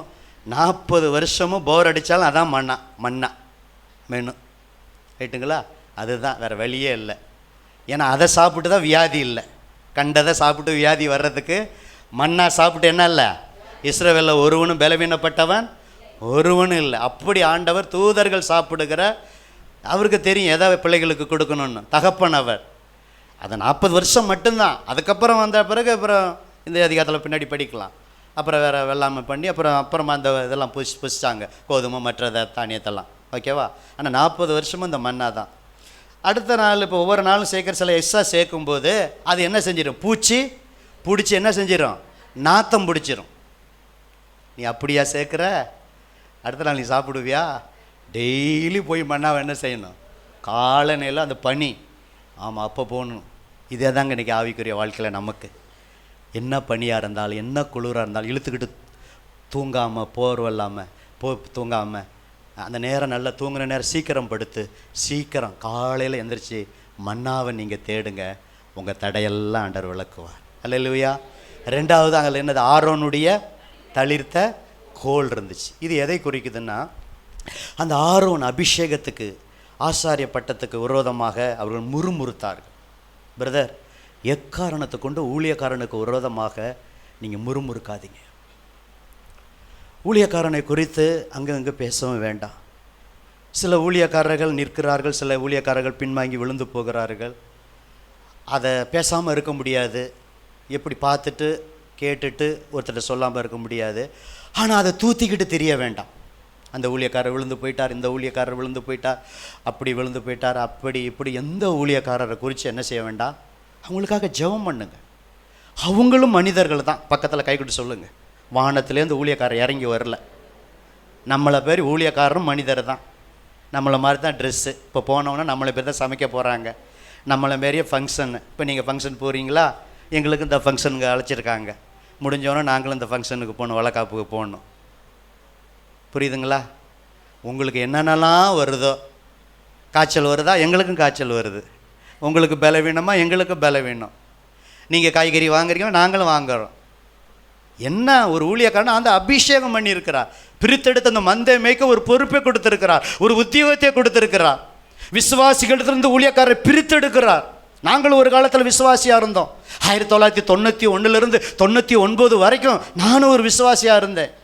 99 ஆண்டவர் அந்த விசுவாசியிலிருந்து விசுவாசியை பிரித்தெடுப்பது போல ஊழியத்துக்கு பிரித்தெடுத்து அந்த ஊழியம் செய்வேன் அந்த அபிஷேகத்தை, ஆற்றலை கர்த்தர் கொடுத்திருக்கிறார். அதுபோல் ஆரோனும் சாதாரண மனிதர் தான். ஆனால் அந்த ஆசாரிய ஊழியம் செய்ய விசேஷித்த அபிஷேகம் அவங்களுக்குள்ள இருக்கிறது. ஆனால் அவங்களுக்கு விரோதமாக அவங்க முறுமுறுத்ததுனால ஆண்டவர் சொல்கிறாரு, அந்த 12 பேர் எழுதிட்டு வாங்கன்னு சொல்லி. எல்லாம் கோல் தான், காஞ்ச கோல், ரைட்டுங்களா? அந்த காஞ்ச கோலை தேவ சமூகத்தில் வைக்கும்போது ஒரே நாளில் என் ஆண்டவர் மற்ற கோலெல்லாம் காஞ்ச கோலாக கிடக்குது. ஆனால் ஆரோனுடைய பேர் எழுதின கோல் மாத்திரம் என்ன இருக்குது? பூ பூத்து காய் காத்து என்ன பழம்? அந்த பழம் வந்து ஒரே நாள் எல்லாருக்கோலும் காலைல வந்தால் மோசை வந்து எடுத்து பார்த்தா அத்தனை பேர் காஞ்சி கிடக்குது. அது வரைக்கும் ஊழியக்காரனுக்கு விரோதமாக முறுமுறுத்தவங்க, குறை சொன்னவங்க அப்படியே ஸ்டாப், வாயில் கையை வச்சுக்கிட்டாங்க. இனி ஊழியக்காரனுக்கு விரோதமாக என்ன செய்யக்கூடாது? பேசக்கூடாது அப்படின்னு. அப்போ 2வது குறிப்பில் அதுதான் நம்ம செய்யணும். ஊழியக்காரனுக்கு விரோதமாக முறுமுறுக்கிறது, ஊழியக்காரனை குற்றம் சாட்டுறது, அது விழுந்தாலும் எழுந்தாலும் அவங்க பாடு. அவங்க விழுந்தாலும் கர்த்தர் உணர்த்தவார் எழுந்திரிச்சு போயிடுவாங்க. நீங்கள் குறை சொன்னதுனால அது ஒரு பாவம் ஆயிரும். அதனால் எக்காரணத்தை கொண்டும் எனக்கு விரோதமாகவோ அல்லது எந்த ஊழியக்காரனுக்கு விரோதமாகவோ கர்த்தருடைய பிள்ளைகள் என்ன செய்யக்கூடாது? கையையும் நீட்டக்கூடாது, வாயையும் நீட்டக்கூடாது. சொல்லுங்கள், 2 காட்டுங்க. சிலர் கையை நீட்ட மாட்டாங்க, வாயை என்ன செய்வாங்க? நாக்கை பிடிச்சி இழுத்து என்ன செய்வாங்க? உங்களுக்கெல்லாம் வருவாங்க. சரி, போகட்டும். அப்போ அன்பு தேவ பிள்ளைகள் இந்த காரியத்தில் அவங்க குறை உள்ளவர்கள். அவங்கள்ட்ட நிறையா இருக்குது. எல்லாமே 100க்கு 100% எந்த பாசிட்டிவ் குறை இல்லை. அவங்கள்ட்ட சில நிறைகள் இருக்குது. அதனால் பின்வாங்கி போனவங்க, உபதேசம் மாற்றி பேசுகிறவங்களோட நம்ம ஒத்து போக முடியாது, அவங்களோட ஐக்கியம் வைக்க முடியாது. அவங்களுக்காக ஜெபிக்கலாம். ஆனால் நம்ம என்ன செய்யக்கூடாது? தூத்தக்கூடாது.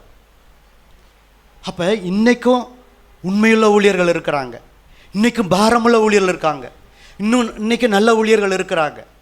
நம்ம அதையும் எதையும் பார்த்துட்டு எல்லா ஊழியர்களையும் அந்த கண்ணோட்டத்தோடு என்ன செய்கிறோம்? பார்க்குறோம். அப்படி அல்ல. அப்போ 2வது குறிப்பு, ஆண்டவரே இந்த புத்தாண்டில் எந்த ஊழியக்காரருக்கு விரோதமாகவும் என் கையையும் நீட்ட மாட்டேன், வாயையும் என்ன செய்ய மாட்டேன்? நீட்ட மாட்டேன், முறுமுறுக்க மாட்டேன். அப்படியே அவங்களிடத்துல குறை ஏதாவது இருந்தால் அவங்களுக்காக நான் என்ன செய்வேன்? அந்த குறை நீங்கள் ஜெயிப்பீங்க. என்னட்ட குறை இல்லையா பிரதர்? உங்கள்கிட்ட குறை இல்லையா? அம்மா உங்கள்கிட்ட குறை இல்லையா? வாலிப தம்பி தங்கச்சி உங்கள்கிட்ட குறை இல்லையா? குறையில்லாத மனிதர் யார்? அதுக்காக நான் குறையை மேன்மைப்படுத்தலை. அந்த குறைக்காக அதை ஒமிட் பண்ணக்கூடாது, ரிஜெக்ட் பண்ணக்கூடாது. கர்த்தர் ஏற்ற நேரத்தில் அதை மாற்றுவார். அப்போ ஆரோன்னு குறை உள்ளவர் தான் ஊழியக்காரர் இருந்தாலும். ஆனால் கர்த்தர் விட்டு கொடுக்கல. அது அவருக்கு கொடுத்த வேலை, அவருக்கு கொடுத்த அபிஷேகம். அந்த ஸ்தானத்தை நீ எடுக்கக்கூடாது. நீ எடுக்கணும்னா நீ வேலையை சென்ட் பண்ணிவிட்டு அந்த முழு நேரமாக அந்த காரியத்துக்கு வா. அது அவங்களுக்கு கொடுத்த ஆசாரிய பட்டம், அது பொறுப்பு. அந்த பட்டத்தை நீங்கள் அவங்க ஜாப்பை அவங்க செய்யட்டும். நீங்கள் சபையில் இருக்கீங்கன்னா உங்கள் ஜாப்பை செய்யுங்க. சபையில் வாங்க, நல்லா ஆராதிங்க, ஆத்துமாதாயம் பண்ணிட்டு வாங்க, சபையில் இணைங்க. சபையில் சில பொறுப்புகளை கொடுத்து அந்த பொறுப்பை உண்மை உத்தமாக கர்த்தருக்கு பயந்து பொருளாசை விருத்த மோசையை போல் அன்றைக்கி பொறுப்பு கொடுத்தாருல்ல, உண்மை உத்தமாக அதை செய்யுங்க. அப்போ கர்த்தர் ஆஸ்வதிப்பார். ஆனால் அந்த ஸ்தானத்தை என்ன செய்யக்கூடாது? அதுதான் 2வது குறிப்பு. இதை செய்யாமல் இருந்தால் தடைகள் விலகும். 3வது அதில் என்னது? உடன்படிக்கையின் கற்பலகைகள் இருந்தது. அப்போ நம்ம கற்பனை கட்டளைகளை நம்ம கடைப்பிடிக்கும் போது இந்த 3 காரியம் செஞ்சால் என்ன தெரியுமா நடக்கும்? தடை விலக கர்த்தர் முன்னாடி போவார். இந்த 3 காரியத்தை செஞ்சிங்கன்னா 2வது குறிப்பில் 3 காரியத்தை முதல் குறிப்பில் பரிசுத்தம், 2வது குறிப்பில் தடை விலகணுன்னா இந்த உடன்படிக்கை பற்றி முன்னே போனது. இன்றைக்கி எழுத்து பிரகாரம் உடன்படிக்கை பெட்டி இல்லை. இந்த 3 அனுபவங்கள், மன்னாவை டெய்லி தேடுறது, ஆரோனுடைய அபிஷேகத்தை ஊழியரை கனம் பண்ணுறது, அந்த உடன்படிக்கையின் கற்பலகைகளுக்கு பிரகாரம் நம்ம நடப்பது, இந்த 3 காரியத்தை செஞ்சோம்னா எத்தனை தடை வந்தாலும் எழுதி வச்சுக்கோங்க, தடைகளை உடைப்பவர் கர்த்தர். அப்படியே பேப்பரை வச்சுட்டு அப்படியே மீகா 2ஆம் அதிகாரத்துக்கு வாங்க. அப்படியே அந்த வசனம் முத்தான வசனம், தடையை நீக்கி போடுறதுக்கு முத்தான வசனம். மீகா எங்கே இருக்குது? உடனே உங்கள் சிந்தையில் என்ன வரணும்? எல்லாம் இல்லை, புஸ்தகம் எடுக்கணுன்னா உங்களுக்கு ஐடியா ஏற்கனவே சொல்லியிருக்கேன்னே, எந்த புஸ்தகத்துக்கு அடுத்து யோனான்னு டக்குன்னு வரணும். அதுக்கு தான் பிரதர்கள்லாம் அட்டவணையை மனப்பாடம் பண்ணுங்க. டக்குன்னு மீகான்னு சொன்னோன்னே யோனான்னு வரணும். மீகாவுக்கு அடுத்த புஸ்தகம் என்ன? நாகும். நாகமுக்கு முன்னாடி யோனாவுக்கு அடுத்த சிந்தையில் வந்து ஸ்பீடாக பைபிள் எடுத்துருவீங்க. இப்போ எடுங்க, மீகா 2ஆம் அதிகாரம் 13. தடைகளை நீக்கி போடுகிறவர் அவர்களுக்கு முன்பாக நடந்து போகிறார். ஸ்கிரீனில் போடுப்பா. பைபிள் கொண்டு வரலன்னா ஸ்கிரீனில் பார்த்துங்க. ஆனால் மேக்சிமம் பைபிளை கொண்டு வர்றது நல்லது, ரைட்டுங்களா?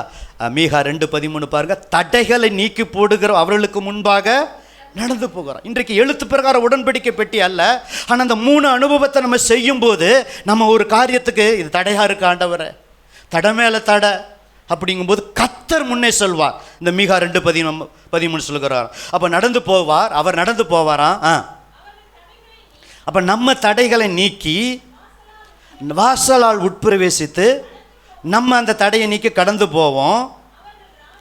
நம்ம ராஜா இயேசு ராஜா அன்னைக்கு இஸ்ரவேல் ஜனங்களுக்கு முன்பாக போனார். கர்த்தர் அவர்கள் முன்னணியில் நடந்து பார்த்தீங்களா? எங்கள் வானத்தையும் பூமி உண்டாக்குன சர்வ வல்லமுள்ள தேவன் பிரஸ்டிஜி பார்க்காம நடந்து போகிறாராம். கரங்களை தட்டி ஆண்டவருக்கு நன்றி சொல்லுங்க. இப்படிப்பட்ட வசனங்கள்லாம் படிக்கும்போது கலிகூறணும், தனியாக தியானிக்கும் போது ஆவியில் கலிகூறணும். அப்போ தான் தியானம் உங்களுக்கு இன்பமாக இருக்கணும். வானத்தையும் பூமியை உண்டாக்குன சர்வ வல்லமுள்ள தேவன், சர்வ பூமிக்கு ஆண்டவர், அந்த உடன்படிக்கை பெட்டி போகிறதுக்கு போகுது முன்னாடி. இன்றைக்கி எழுத்து பிரகாரம் உடன்படிக்கை பெட்டி எல்லாம் கத்தரே போகிறார். சகோதரி ஜோஸ்பின் சாட்சி சொன்னாங்களே, உங்கள் காதில் என்ன சத்தம் கேட்டது? Emmanuel, Emmanuel. அதான் நான் போகிறேன், உன்னோடு நான் இருக்கிறேன், உலகத்தின் முடிவு பறிஞ்ச சகல நாட்களிலும் நான் உன்னோடு இருக்கிறேன் அப்படின்னு ஆண்டவர் பேசுகிற தேவன், தைரியப்படுத்துகிற தேவன். இப்போ சில இடத்துலலாம் பார்த்தீங்கன்னா கதவு பாருங்கள், ஆட்டோமேட்டிக்காக சில இடத்துல நம்மளை பார்த்தோன்னே அப்படிலாம் டெக்னாலஜி வளர்ந்துருச்சு. நம்ம வந்தவுடனே கதவு என்ன செய்ய திறக்கும். அப்படி ஏதாவது அந்த கதவில் போயிருக்கீங்களா? ஒரு சிலர் போயிருக்கீங்க, சரி, ஒரு சிலர் போயிருக்கீங்க. அது மாதிரி ஆண்டவர் முன்னாடி போனார்னா நம்ம அது எத்தனை பிரச்சனையாக இருந்தாலும் அது தட்டை அப்படியே விலகும். ஏன்னா அவர் சொல்ல ஆகும், அவர் கட்டளையிட நிற்கும். அன்னைக்கு உடன்படிக்கை பெட்டிக்கு முன்பாக எந்த தடையும் நிற்க இல்லை. இன்னைக்கு உடன்படிக்கை பெட்டியின் அனுபவங்கள், இந்த 3 அனுபவங்கள் நமக்குள் இருக்கும்போது, இதை தொடர்ந்து செஞ்சிட்டே இருக்கும்போது எங்கே போனாலும் கர்த்தர் போவார். என் மகன் பரிசுத்தமாக இருக்கிறார், என் மகள் பரிசுத்தமாக இருக்குது, என் மகள் மன்னா என்னை டெய்லி தேடுது, ஞாயிற்றுக்கிழமை வந்து சர்ச்சில் தேடுது, சர்ச்சை முடிச்சுட்டு தான் ஃபங்க்ஷன், சாப்பாடு இல்லைனாலும் பரவாயில்ல. ஒரு தடவை பெரம்பலூரில் ஒரு கல்யாணம் முடிச்சுட்டு நான் போனேன். என் பக்கத்து வீட்டில் சலத்தமிழ் நகர், எல்லாம் பொண்ணு மாப்பிள்ளாம் முடிச்சு விட்டு எல்லாம் வெளியில் வர்றாங்க. அப்போ கவரை கொடுத்துட்டு ஜெபமும் பண்ணிவிட்டு, ஊழியக்காரன்ல மொய் கொடுக்கவா போகிறேன், வாய்ப்பு கிடச்சா என்ன செஞ்சிடணும், ஜெபம் பண்ணிவிட்டு வேறு என்ன பாஸ்டர் எல்லாமே போயிடுச்சு, எல்லாம் மீதி சாப்பாடு பரவாயில்ல ஒன்றுலன்னு சொல்லி அதே பெரம்பலூரில் அஸ்வின் ஏதோ ஹோட்டல் இருக்குது மெயினில் வந்து நல்லா திருப்தியாக சைவ சாப்பாடு சாப்பிட்டு விட்டு தான் நான் வீட்டுக்கு வந்தேன். என்னங்க பிரியாணி, நம்ம சாப்பிடாத பிரியாணியா, சாப்பிடாத வளக்காப்பு சாப்பாடா, என்ன நம்மள்கிட்ட இல்லை. கர்த்தருக்கு நீங்கள் முக்கியத்துவம் கொடுங்க, கர்த்தர் உங்களை கனப்படுத்த இந்த வருஷம் மேன்மைப்படுத்துவார். கர்த்தர் முன்னாடி போகணும், அதுதான் கர்த்தர் முன்னாடி போன. இதான் 2வது குறிப்பில் திரும்ப நான் சொல்கிறது, கர்த்தர் முன்னே போகிறவர். மீகா 2:13 சொல்லுகிற பிரகாரம் இது 2வது குறிப்பு. 3வது குறிப்பு, இது 3 ரொம்ப முக்கியம், 4வது முக்கியம். 4 காரியம்தான். மறுபடியும் யோசுவா புத்தகத்துக்கு வாங்க, அப்படியே திருப்புங்க. நோட்டு புத்தகம் வச்சுருப்பீங்கன்னு நினைக்கிறேன், பேப்பர் திருப்பிட்டீங்களா தம்பிங்களா? திருப்பிட்டீங்களா? அப்படியே சோம்பலாக இருக்கக்கூடாது. யோசுவாவுக்கு வாங்க. யோசுவா அங்கெல்லாம் இருக்குது, இங்கே புதிய ஏற்பாட்டை திருப்புறீங்க. யோசுவா அங்கிட்டலாம் இருக்குது. பெற்றோர்கள் பிள்ளைகளுக்கு மனப்பாடம் பண்ணி சொல்லுங்கள். எவ்வளோ ஒப்பிக்கிறாங்க, +2 10th காலேஜ் படிக்கிறாங்க. நீங்களும் படித்து பிள்ளைகளையும் அந்த மனப்பாடம் பண்ண சொல்லுங்கள். அப்போ தான் டக்கு டக்குன்னு அந்த பழக்கம் வரும். வீட்டு குடும்ப ஜெபத்தில் பழக்குங்க. கர்த்தர் ஆஸ்வதிப்பா, உங்கள் தடைகள் விலகும். ஓகே, அடுத்த குறிப்பு யோசுவா 3:15. அதுதான் ஏற்கனவே படிச்சுட்டேன், ஆனால் அதில் ஒரு குறிப்பு இருக்குது. கரை புரண்டு போ. பெட்டியை தியானிச்சிட்டோம். இப்போ ஆசாரியர், அது ரொம்ப முக்கியம். பெட்டியை சுமக்கிற ஆசாரியர்களின் கால்கள் தண்ணீரில் நான் இறங்க கூட இல்லை, அந்த ஓரத்தில் கால் பட்ட உடனே இம்மிடியட்லி அப்படியே தண்ணீர் போர்ஸாக வருது. பயங்கர ஸ்பீடு. மரண நதி, யோர்தான் நதி. இப்போ இந்த இடத்துல வெள்ளம். கரபுரண்டு ஓடி வருகிற தண்ணீர் அப்படியே நின்று, கவனிக்கிறீங்களா, ஊரை கூட போட்டு வச்சிருக்காரு. சார்தானுக்கு அடுத்த நம்ம ஆதி தகப்பன் ஆதாம் பேர் வருதா? சரி, இந்த இடத்துக்கு பேர், ஊருக்கு பேர் ஆதாம் ஊர். ஆதாம் ஊர் வரைக்கும் ஆண்டவர் எப்படி தெளிவாக எழுதி வைத்திருக்கிறார். வேதத்தில் இருக்கிற ஒவ்வொரு எழுத்தும் 100% உண்மையிலும் உண்மை. ஒரு அல்லேலூயா சொல்லாமா? அது அப்படியே நம்புங்க. இது எப்படி நடக்கும்? தண்ணீர் எப்படி பின்னிட்டு திரும்பும்? இது இயற்கைக்கு அப்பாற்பட்ட விதியாக இருக்கலாம். தண்ணீரில் இரும்பையே ஆண்டவர் மிதக்க பண்ணினவர். அல்லேலூயா. தண்ணீர் மேலே நடந்த ஆண்டவர் நம்முடைய தேவன். காற்றையும் கடலையும் இறையாதே அமைதலார்னு சொன்னார். அப்படியே கிரேட் காம், அப்படியே பெரிய அமைதி உண்டானுச்சு. அப்படிப்பட்ட சர்வ வல்லமுள்ள ஜீவனுள்ள தேவனை ஆராதிக்கிறோம். அந்த விசுவாசம் எப்பொழுதும் நமக்குள்ளே இருக்கணும். ஊழியக்காரர் நான் அப்படி தியானித்தேன்.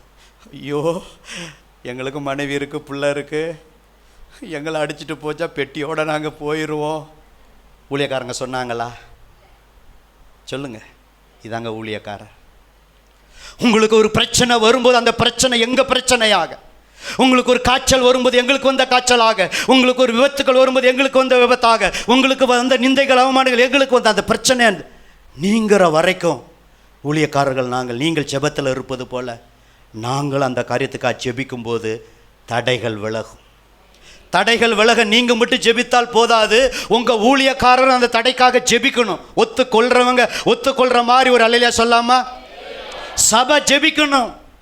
அதுக்கு தான் வெள்ளிக்கிழமை பெண்கள் ஜெபம். வீட்டில் இருக்கிற பெண்கள் ஜெபத்துக்கு வாங்க. பிரதர், உங்கள் வீட்டுக்கார அம்மாவை அனுப்பி வைங்க. ஒரு ஆட்டோ எடுத்து கர்த்தர் ஆசு வச்சிருக்கார, ஆட்டோவில் போமா, பெண்கள் ஜெபம் நடக்கிறது. ஏன்னா இங்கே வந்து சகோதரிகள் ஜெபிக்கிறார்கள். சகோதரி சாட்சி சொன்னாங்க பார்த்தீங்களா? உபவாச ஜெபத்தில் மாத்திரமல்ல, பெண்கள் ஜெபத்தில் ஒரு சிலராக இருந்தாலும் ஜெபிக்கிறோம். வீட்டு கூட்டத்தில் அந்த ஊருக்காக, அந்த மக்களுக்காக சபையார் எல்லாரும் வாழ்த்தி நம்ம என்ன செய்கிறோம்? ஆசீர்வதித்து ஜெபிக்கிறோம். Brother Bhanumathi, sister Bhanumathi brother, அவங்க வீட்டு கூட்டம் நடந்தது. ஒருவேளை முதல் வீட்டு கூட்டத்துக்கு வராவிட்டாலும் 2வது வீட்டு கூட்டத்தில் வந்து அவங்க பிளஸ் பண்ணுங்க. ஆண்டவரே, அந்த ஊர் மக்கள் வரணும். அந்த 1 மணி நேரமாக இருந்தாலும் அந்த நேரத்துக்கு தான் 1 மணி நேரம் வச்சுருக்கிறோம். ஒரு சபையில் வாரம் வெள்ளிக்கிழமை எல்லாம் வீட்டு கூட்டம் வச்சுருக்காங்க. 20 பேர் 30 பேர். எப்படிங்க அவங்களால முடிந்தது? சகோதரர்கள் வர்றாங்க. வருஷம் முழுவதும் வீட்டு கூட்டம். அதெல்லாம் நம்ம மாதத்துக்கு ஒரு தடவை எடுக்கும்போது எழுப்புதல் அடைய வேண்டும். உங்கள் வீட்டை திறந்து கொடுக்குறீங்க, சந்தோஷம். உங்கள் வீட்டில் ஊழியக்காரன் கால் வருகிறது, விசுவாசியின் கால் வருகிறது. இந்த காலுக்காக பேசுகிறேன்.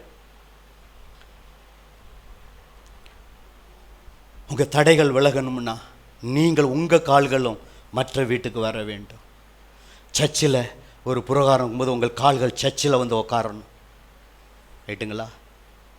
அன்னைக்கு மோசே கையை கோலை நீட்ட சொன்னார். கடலையை ஆண்டவர் என்ன செஞ்சார்? கூறு போட்டு, அந்த வார்த்தையை நான் சொல்கிறேன், கூறு போட்டு பிளந்தார். கூறு போட்டு என்ன செஞ்சார்? அவ்வளோ லட்சம் மக்களும் போகிற மாதிரி கூறு போட்டு என்ன செஞ்சார்? வெட்டாந்தரையிலானதா. கையை நீட்டும் போது எப்படியோ அதே போல் ஊழியக்காரனுக்கு கால் பட்ட உடனே அந்த தடை விலகுனது. அப்போ நீங்களும் ஜெபிக்கணும். வசனத்தை மாற்றி புரிஞ்சிக்கூடாது. ஒரு தடைக்கு நீங்களும் ஜெபிக்கணும். அதே தடைக்கு ஊழியக்காரர் வந்து ஜெபிக்கும்போது, அந்த தடைக்காக கட்டளை கொடுக்கும்போது தடை என்ன செய்வார்? ஒரே கோவியா உப்பு கடல் என்று சமான வெளி கடலுக்கு ஓடுகிற தண்ணீர் பிரிந்து என்ன செஞ்சிச்சு, ஓடிட்டு. அப்பொழுது ஜனங்கள் எரிகோவுக்கு எதிரே என்ன செஞ்சாங்க, கடந்து போனார்கள். 17 நானே வாசிக்கிறேன். சகல ஜனங்களும் யோர்தானை கடந்து தீருமளவும் கர்த்தருடைய உடன்படிக்கை பெட்டி சுமக்கிற ஆசாரியர்கள் யோர்தானிலே நடுவிலே தண்ணீர் இல்லாத தரையில் காலூன்றி நிற்கும்போது இஸ்ரவேல் எல்லாரும் தண்ணீரற்ற உலர்ந்த தர வழியாக கடந்து போனார்கள். அப்போ உங்கள் வாழ்க்கையில் வருகிற தடைகளுக்கு ஊழியக்காரன் செபிக்கும் போது, நீங்களும் செபிக்கும் போது, அது எப்பேற்பட்ட தடையாக இருந்தாலும் அந்த தடையை ஆண்டவர் என்ன செய்வார், கடந்து போக ஆண்டவர் உதவி செய்வார். ஒரு அல்லேலூயா சொல்லாமா? அல்ல சத்தமா அல்லேலூயா சொல்லாமா? ஆமாம். 4ஆம் அதிகாரம் 10வது வசனம் பாருங்கள். நானே நேரத்தை கருதி வாசிக்கிறேன். 4:10. மோசே யோசுவாவுக்கு கட்டளையிட்டிருந்த எல்லாவற்றின்படியும் ஜனங்களுக்கு சொல்லும்படி கர்த்தர் யோசுவாவுக்கு கட்டளையிட்டவைகளையெல்லாம் செய்து முடிக்கும் மட்டும் பெட்டியை சுமக்கிற ஆசாரியர் யோர்தானின் நடுவே நின்றார்கள். ஜனங்கள் தீவிரித்து கடந்து போனார்கள். ஜனமெல்லாம் கடந்து போன பின்பு கர்த்தருடைய பெட்டியும் கடந்தது. ஆசாரியர் அப்புறம் ஜனத்துக்கு முன்பாக போனாங்க. அப்போ உங்கள் பிரச்சனை தீர்ற வரைக்கும் ஊழியக்காரன் அந்த ஜெபத்தை விடவே மாட்டாங்க. நீங்களும் உங்கள் தடைகள் விலகிற வரைக்கும் அதுக்காக நீங்கள் முயற்சி எடுத்து கிரியை செய்து தடைகளை கட்டளை கொடுத்து நீங்கள் இருக்கும்போது ஊழியக்காரனும் திருச்சபை மக்களும் அந்த பிரச்சனையில் கால் வைக்கிற மாதிரி அந்த பிரச்சனைக்காக ஜெபிக்கும் போது கர்த்தர் எப்பேற்பட்ட தடையும் கர்த்தர் என்ன செய்வார், அவர் விலைக்கு போக செய்வார். இப்போ யோசிச்சு பாருங்க, படிச்சிடறோம். அத்தனை லட்சம் பேர் போகிற வரைக்கும் நின்றுக்கிட்டே இருக்கணும். ஆராதனையில் கொஞ்ச நேரம் நின்னாவே கால் வலிக்குது, உட்காந்துடுறோம். கொஞ்ச நேரம் கையை உயர்த்திக்கிட்டு இருந்தாவே கையை வலிச்சிருது. யோசனை பண்ணி பாருங்கள். ஆராதனையில் 1 மணி நேரம் பாடினா என்ன பாடலே பாடிக்கிட்டு இருக்காங்க, எப்படா பாட்டை முடிப்பாங்க, ஆராதனையை முடிப்பாங்க. அப்படிலாம் சில நேரம் என்ன வருது, எண்ணம் வருது, வந்துட்டு போகுது. ஏன்னா அதில் சில நேரம் முடியல நம்மளை மாம்சம், ரைட்டுங்களா? இவங்க மாத்திரம் அந்த இடத்த விட்டு வந்திருந்தாங்கன்னா, காலை எடுத்துருந்தாங்கன்னா, அப்படியே பாதி பேர் போயிட்டு இருக்கும்போது என்ன இருந்திருக்கும். அப்போ நான் அடுத்த வசனத்தை சொல்கிறேன், அந்த கடைசி வசனத்தை வாசிக்கிறேன். தண்ணி அடிச்சுட்டு போயிருக்கும். இதாங்க ஊழியக்காரனுடைய ஆத்தும பாரம். உங்களுக்கு எப்படி ஒரு பிரச்சனையில் ஆத்தும பாரம் இருக்கிறதோ, உங்கள் பிரச்சனை தீர, உங்கள் பிள்ளைகளுக்கு கல்யாணம் நடக்க, நீங்கள் வீடு வாங்க, நீங்கள் சமாதானம், உங்கள் குடும்பத்தில் சமாதானம் கிடைக்க, இன்னும் என்னென்ன வேலை ஸ்தலத்தில் இன்னும் உயர்வுகள், தடைகள், பலவித தடைகள், என்னென்ன தடை இருக்கிறதோ, பொருளாதார தடை, அது விலகிற வரைக்கும், ஆசீர்வதிக்கிற வரைக்கும் ஊழியக்காரன் தொடர்ந்து உங்களுக்காக தேவ சமூகத்தில் நிற்கிறவர்கள். அல்லேலூயா. அந்த உடன்படிக்கை பெட்டி நாங்களும் இந்த பரிசுத்தமாக இருந்து, நாங்களும் இந்த மன்னா ஆறுனுடைய தலித்த கோல் உடன்படிக்கை கற்பில் நாங்களும் இந்த நீங்கள் கடைப்பிடிப்பதில் கடைப்பிடித்துக்கிட்டு அந்த பிரச்சனைக்காக நாங்கள் நிற்பவர்கள், அந்த பிரச்சனை தீர வரைக்கும் நிற்பவர்கள். ரைட்டுங்களா? சரி, இப்போ இன்னொரு வசனத்தை நான் சொல்கிறேன். 24 பாருங்கள். அதில் 4:24. உங்கள் தேவனாகிய கர்த்தர் சிவந்த சமுத்திரத்தின் தண்ணீரை நாங்கள் கடந்து தீரும் மட்டும் எங்களுக்கு முன்பாக வற்றி போக பண்ணினது போல உங்கள் தேவனாகிய கர்த்தர் யோர்தானின் தண்ணீருக்கு செய்து அதை உங்களுக்கு முன்பாக கடந்து தீரும் அளவும் வற்றி போக பண்ணினார் என்று அறிவிக்க கடவர்கள். சரி, அது இருக்கட்டும். இப்போ நின்றுக்கிட்டே இருக்கிறாங்களா, கர்த்தர் யோசுவாவை நோக்கி ஒரு கட்டளை இடுறார். 15 பாருங்கள், 4:15. அங்கே தான் அந்த வசனம் இருக்குது. கர்த்தர் யோசுவாவை நோக்கி, நானே வாசிக்கிறேன் இன்னைக்கு, சாட்சியின் பெட்டியை சுமக்கிற, பார்த்தீங்களா, அந்த உடன்படிக்கை பெட்டிக்கு நிறைய பேர், சாட்சியின் பெட்டி, உடன்படிக்கை பெட்டி, கர்த்தருடைய பெட்டி, இப்படி உடன்படிக்கை பெட்டிக்கு பல பேர் உண்டு. இங்கே என்ன பெட்டி வருது, சாட்சியின் பெட்டின்னு. இது வேற ஒரு பெட்டின்னு நினைக்காதீங்க, இது என்ன பெட்டி தான், இது உடன்படிக்கை பெட்டி தான். அப்போ அந்த 15, கர்த்தர் யோசுவாவை நோக்கி, சாட்சியின் பெட்டி சுமக்கிற ஆசாரியர் யோர்தானிலிருந்து கரையேறும்படி அவர்களுக்கு கட்டளையிடு. அப்போ யோசுவா கரையில் இருந்து பார்த்துக்கிட்டே இருக்கிறார். வயதானவர்கள், வாலிபர்கள், சகோதரிமார்கள், கர்ப்பஸ்திரீகள், அந்த லட்சக்கணக்கான பேர்கள் அந்த ஆறில் கடந்து போகிற வரைக்கும் அப்படியே தண்ணீர் போனது அப்படியே நிற்கிது. அந்த ஊர் வரைக்கும் ஏற்கனவே படிச்சிட்டோம், குவிந்தது. ஏற்கனவே பிரிந்து போன தண்ணி உப்பு கடலுக்கு அங்கே போயிடுச்சு. இப்போ அப்படியே உலர்ந்த தர வழியாக, செங்கடலை எப்படி உலர்ந்த தர வழியாக போனாங்களோ அதே போல் யோர்தான் அப்படியே வெட்டாந்தரையில் சிலருக்கு பயம் கூட இருந்திருக்கும். எங்கே நடு ஆற்றுல இறங்கணுன்னு தண்ணி வந்துருமோன்னு சொல்லியெல்லாம் பார்த்துருப்பாங்க. வந்திருக்குமா நினச்சிருக்க மாட்டாங்களா? அவங்களும் மனுஷர் தானே, கிட்ட பார்த்துருப்பாங்க. சீக்கிரம் சிலால ஓட்டமாக ஓடி இருக்கும். ஆற்றுல என்ன செஞ்சுருக்கோம், ஏன் அப்பா நின்னா கூட திடீர்னு தண்ணி வந்தால் வெள்ளம் வந்தாலும் வந்திருக்கும். ஏன்னா அந்த ஆற்றை அவங்க கேள்விப்பட்டிருப்பாங்க, பார்த்துருப்பாங்க. ஏற்கனவே அவங்க அந்த அவங்க அப்படியே ஜனங்க வர்றாங்க 2000 முழத்தில் அப்படியே தண்ணீர் போகிறத கண்ணால் பார்த்தவங்க, தண்ணீர் கரை புரண்டு ஓடுறத பார்த்தாங்க, கேள்விப்பட்டவங்க. அப்படிலாம் பண்ணியிருப்பாங்க. இப்போ யோசுவா 4 பாருங்கள் 17 பாருங்கள். யோசுவா யோர்தானிலிருந்து கரையேறி வாருங்கள் என்று ஆசாரியர்களுக்கு கட்டளை. இவர் ஒரு ஊழியக்காரர். அடுத்து ஊழியக்காரர் கட்டளை இடும்போது அந்த அடுத்த ஊழியர்கள் ஒபே பண்ணாங்க. 18 பாருங்கள். அப்பொழுது கர்த்தருடைய உடன்படிக்கை பெட்டி சுமக்கிற ஆசாரியர் யோர்தான் நடுவிலிருந்து ஏறி அவர்கள் உள்ளங்கால் கரையில் ஊன்றின போது, முன்னாடி கரையில் அந்த தண்ணீரில் பட்ட உடனே விளங்கினது. இப்போ ஆசாரியர்கள் உடன்படிக்கை பெட்டி சுமக்கிறவர்கள் கரை ஏறின அந்த உடனே, அதான் பாருங்க, ஏறி அந்த உள்ளங்கால் கரையில் ஊன்றின போது யோர்தானின் தண்ணீர்கள் தங்களிடத்துக்கு திரும்பி முன்போல் அதன் கரை எங்கும் புரண்டது. ஒரு பலத்த அல்லேலூயா சொல்லாமா? இப்படிதான்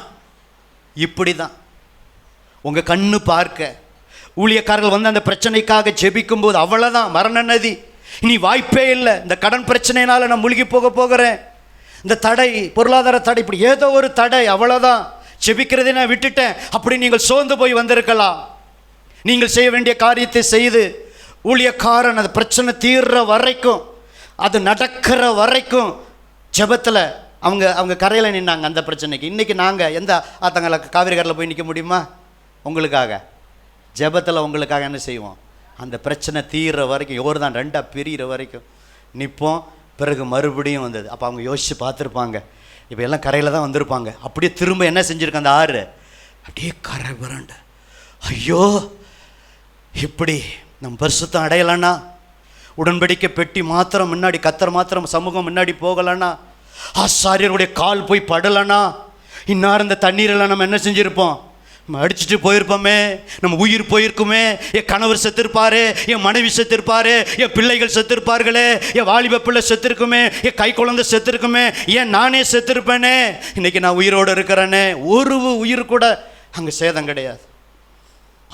அது வரைக்கும் ஊழியக்காரர்கள் நின்றார்கள். நீங்க ஆசீர்வதிக்கிற படுற வரைக்கும், உங்க பிரச்சனை தீர்ற வரைக்கும் உங்க ஊழியக்காரர் உங்களுக்காக நிற்பார். ஒரு அலையில சொல்லாமா? நீங்களும் திருச்சபை மக்களுடைய பிரச்சனைக்காக நீங்களும் யோசுவா போல நிற்கணும். அப்ப திருச்சபைக்கு அத்தனை பேருடைய தடைகளும் விலகும். கரங்களை தட்டி ஆண்டவருக்கு நன்றி சொல்லுங்க. இதுதான் தடைகள் விலக 3 காரியங்கள். சரி, இப்போ 4வது காரியத்தை சொல்லி நான் முடிக்க விரும்புகிறேன்.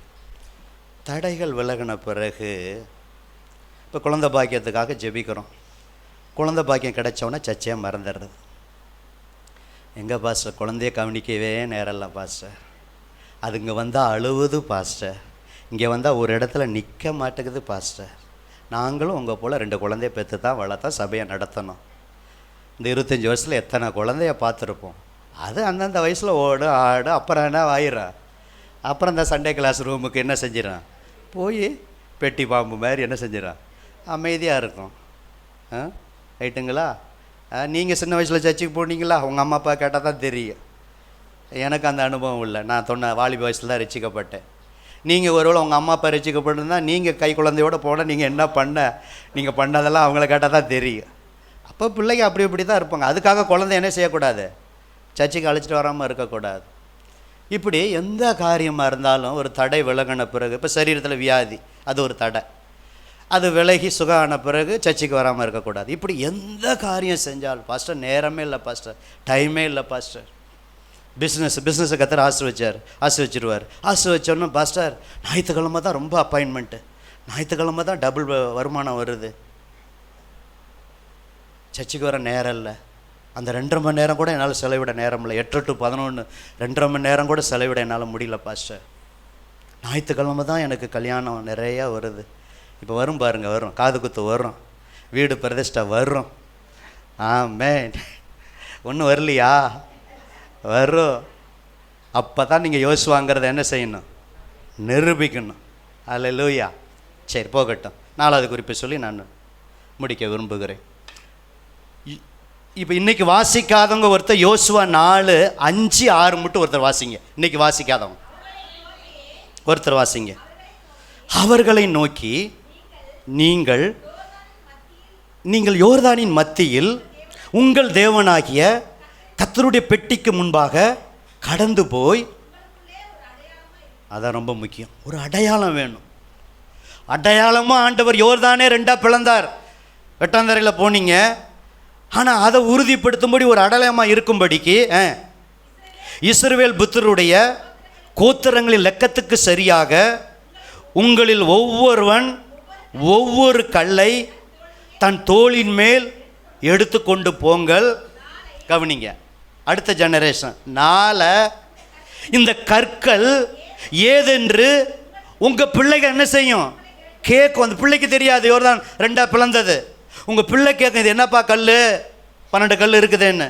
அப்போ உங்கள் பிள்ளைகள் கேட்கும்போது, அதான் ரொம்ப முக்கியம், நீங்கள் கர்த்தருடைய உடன்படிக்கை பெட்டிக்கு முன்பாக யோர்தானின் தண்ணீர் பிரிந்து போனதினால் அவைகள், அந்த கல் என்ன செஞ்சிருக்கு? சாட்சியாக வைக்கப்பட்டிருக்கிறது. அதான் 4வது குறிப்பு. அது ஒரு சாட்சியாக வைக்கப்பட்டிருக்கிறது. வாசிங்க சிஸ்டர். யோர்தானில் கடந்து போகிற போது யோர்தானின் தண்ணீர் பிரிஞ்சு போயிற்று. ஆகையால் இந்த கற்கள் இஸ்ரவேல் புத்திரருக்கு 1 நாளைக்கு 2 நாளைக்கு அல்ல, என்றென்றைக்கு நினைப்பூட்டு அடையாளம் என்று சொல்லுங்கள் என்றான். அதே மாதிரி 12 கோத்திரத்துக்கு அடையாளமாக 12 கல்லை என்ன செஞ்சாங்க? எடுத்துட்டு அவங்க போகிறாங்க. போய் என்ன செஞ்சாங்க? இன்றைக்கி வாசிக்காதவங்க 9 படிங்க. யோர்தானின் நடுவிலும் உடன்படிக்கை பெட்டியை சுமந்த ஆசாரின் கால்கள், கவனிக்கிற ஒருத்தர் வாசிங்க, விட்டு கொடுங்க. விட்டு கொடுக்குறவங்கள ஆண்டவர் ஆஸ்வதிப்பார். நான் இப்போ செய்தி கொடுக்க போனேன். இந்த பொங்கல் கால்டையில் பாஸ்டாம ஒரு இடத்துக்கு போனாங்க. இதேமாரி தான் உங்களை மாதிரி சபையார் போட்டிட்டு வாச்சாங்க. விட்டு கொடுக்குறவங்க நல்லா இருப்பாங்கன்னு சொன்னேன். அதுக்கப்புறம் அப்படியே அமைதியாக என் பிரசங்கத்தை முடிச்சுட்டு வந்தேன். இதேமாரி 1 மணி நேரம். டக்குன்னு வாசிக்கும்போது 2 வந்துடும். டக்குன்னு ஒருத்தர் விட்டு கொடுங்க. வாசிங்க சிஸ்டர். யார் வாசிச்சா? இப்போ எல்லாமே விட்டு கொடுத்துடக்கூடாது. வாசிங்க சிஸ்டர். நின்ற இடத்தில் பார்த்தீங்களா, அந்த 12 கற்களை என்ன செஞ்சான்? நாட்டினான். அவைகள் இந்நாள் மட்டும் அங்கே இருக்கிறது. கரங்களை தட்டுங்க. இதனால தான் சபையில் சாட்சிங்கிற ஒரு பகுதி என்ன செஞ்சுருக்கிறோம்? வச்சிரும். ஏன்னா என்ன செஞ்சார்? ஜெபத்தை கேட்டாரா கேட்கலையா? தடை நீங்கினுச்சா நீங்கலையா? இது தெரியணுமா தெரியாதா? அதுக்கு தான் ஆண்டவர் சபையில் நீங்கள் எல்லாம் 3 வாரமாக பல சாட்சிகள் குடும்பமாக வந்து சொன்னீங்க. அது ஆல்ரெடி ஏற்கனவே நீங்கள் சொல்லியிருந்தாலும் மறந்துடும். இப்போ பண்ணுற பிரசங்கம் வீட்டுக்கு போனாவே என்ன செஞ்சிருது? கறி எடுக்க, காய் எடுக்க, மீன் எடுக்க, அதை எடுக்க, இதை எடுக்க, எல்லாமே மறந்து. அப்போ அடுத்த வாரம் தான் நமக்கு ஞாபகம் வருது. அப்படியே அந்த மறதிக்காக தான், அடுத்த ஜெனரேஷனுக்கு அதை சொல்லணுங்கிறதுக்காகத்தான். இப்போ பாருங்கள், உபாகம்னு ஒரு புத்தகம் வந்தது பாருங்களேன். மோசே அதெல்லாம் ரிப்பீட் பண்ணுறார் அடுத்த ஜெனரேஷனுக்கு. அந்த சந்ததிக்கு தெரியும் தான், அப்பா தாத்தாவுக்குலாம் தெரியும். அடுத்த ஜெனரேஷன் அதை கேள்விப்படவே இல்லை. இன்றைக்கும் பாருங்கள், சிலதை நம்ம வச்சுருக்காங்க, அதை வச்சு தான் நம்ம கேள்விப்படுறோம். மிஷினரிகளுடைய கல்லறைலாம் பார்த்தோன்னா அவங்க நம்ம எங்குறோம். புரியுதுங்களா? இப்படி சில காரியங்கள் கல்லறை, அது இது, சில நினைவா ஞாபகம் சொன்னால் அது சில இதெல்லாம் வச்சுருக்கிறத நம்ம ஏன் வச்சுருக்காங்கன்னா, அவங்க அந்த பிள்ளைகளை பிறக்காத பிள்ளைங்க. அப்போ நமக்கு தெரியும், நம்ம தாத்தாவுக்கு தெரியும்.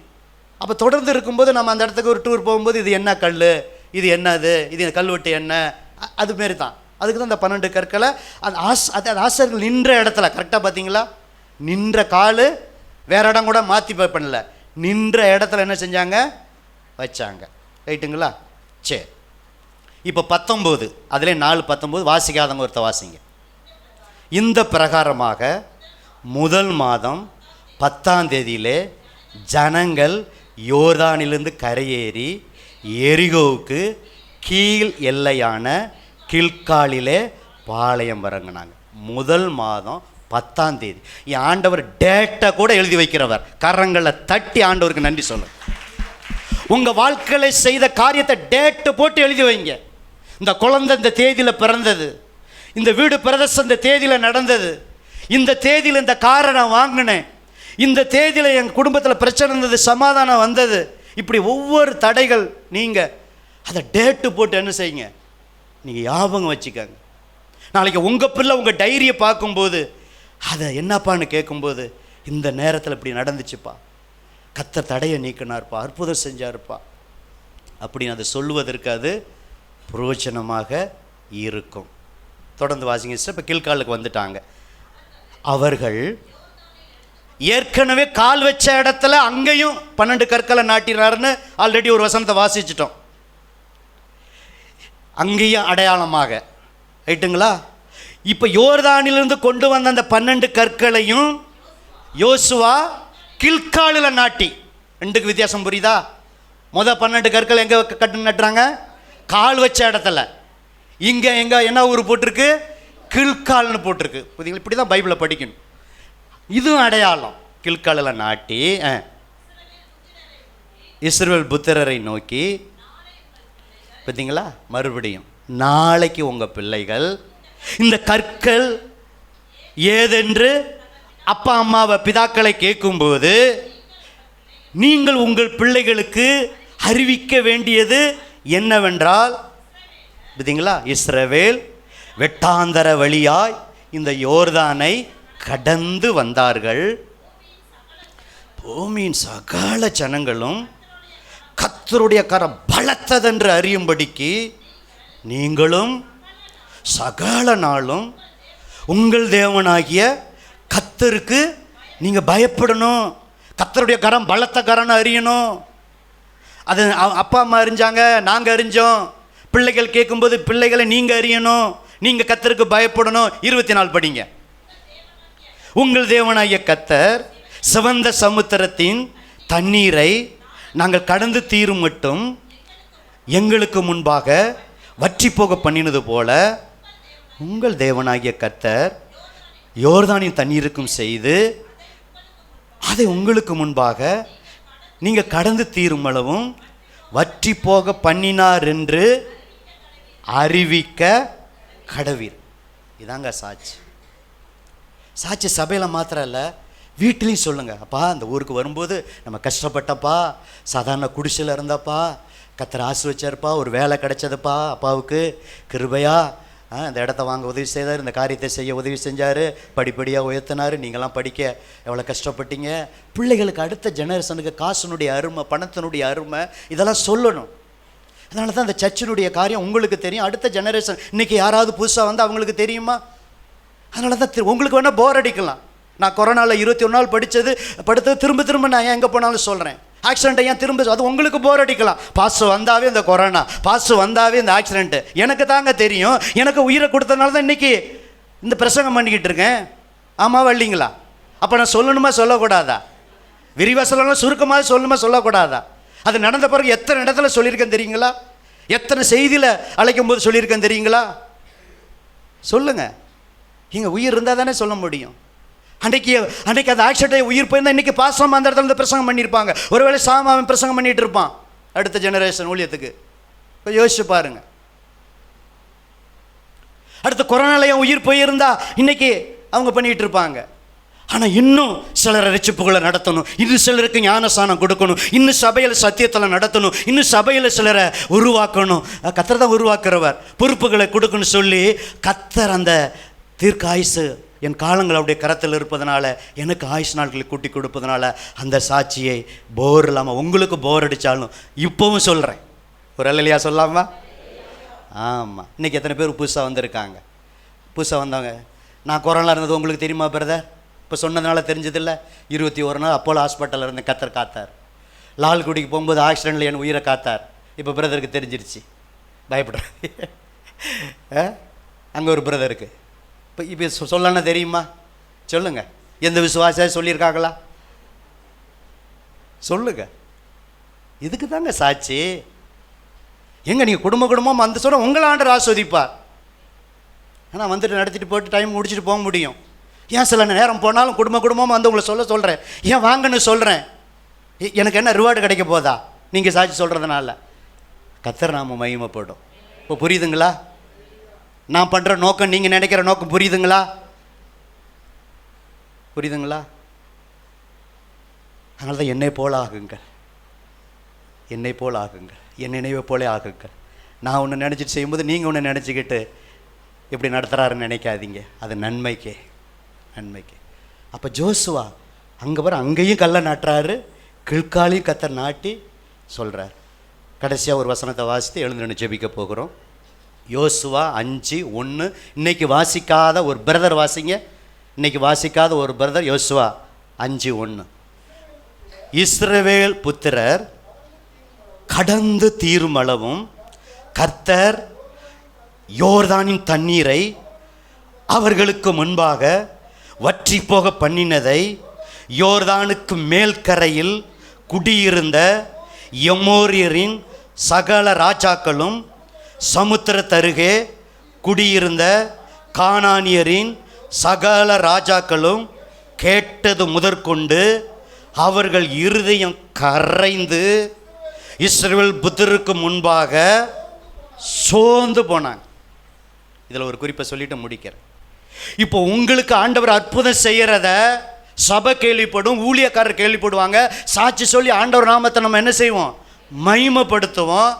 அடுத்து உங்களுக்கு விரோதமாக இருந்த, இவங்களுக்கு விரோதமாக அந்த ஜாதி போல் உங்களுக்கு விரோதமாக இருந்த உங்கள் பக்கத்து வீட்டுக்காரர், உங்கள் உறவினர், உங்கள் இனஜன பந்துகள் கர்த்தர் உங்களுக்கு அற்புதம் செய்கிறத, உங்களுக்கு குழந்தை பாக்கியம் கிடைக்கிறத, காரு கொடுக்கறத, சமாதானம் கொடுக்கறத, ரிச்சிப்பை கொடுக்கறத, நீங்கள் ஞானஸ்தானம் பெறுகிறத, சபையில் அங்கத்தினராக நீங்கள் இருக்கிறத, படிப்படி ஆண்டவர் உங்களை உயர்த்துறத, தடைகள் மேல் தடைகள் உங்களுடைய வாழ்க்கையில் அவ்வளோதான். இந்த யோர்தானில் இவன் மூழ்கி போக போகிறான், இவன் குடும்பம் அவ்வளோதான், இவன் இந்த குடும்பம் என்ன உருப்படாது, தலையெடுக்கான்னு சொன்னவர்கள் மத்தியில் அவங்களாம் பார்த்து பயப்படுற அளவுக்கு நிச்சயமாக இந்த பிரதரோடு கர்த்தர் இருக்கிறார், இந்த பாஸ்டரோடு கர்த்தர் இருக்கிறார், இந்த தம்பியோடு கர்த்தர் இருக்கிறார், இந்த வாலிப பிள்ளையோடு கர்த்தர் இருக்கிறார். ஒரு காலத்தில் நினைச்சோம் இனி அவ்வளோதான், நடக்கவே நடக்காதுன்னு நினைச்சோம், ஆனால் இப்போ நடக்குது அப்படின்னு சொல்லி அவங்க இருதயம் சோர்ந்து போகிற அளவுக்கு, நீங்கள் சந்தோஷப்படுற அளவுக்கு கர்த்தருடைய நாம மகிமைப்படும். புறஜாதிகள் எல்லாரும் கேள்விப்பட்டு நிச்சயமாகவே ஆண்டவர் தடையை நீக்கினார்.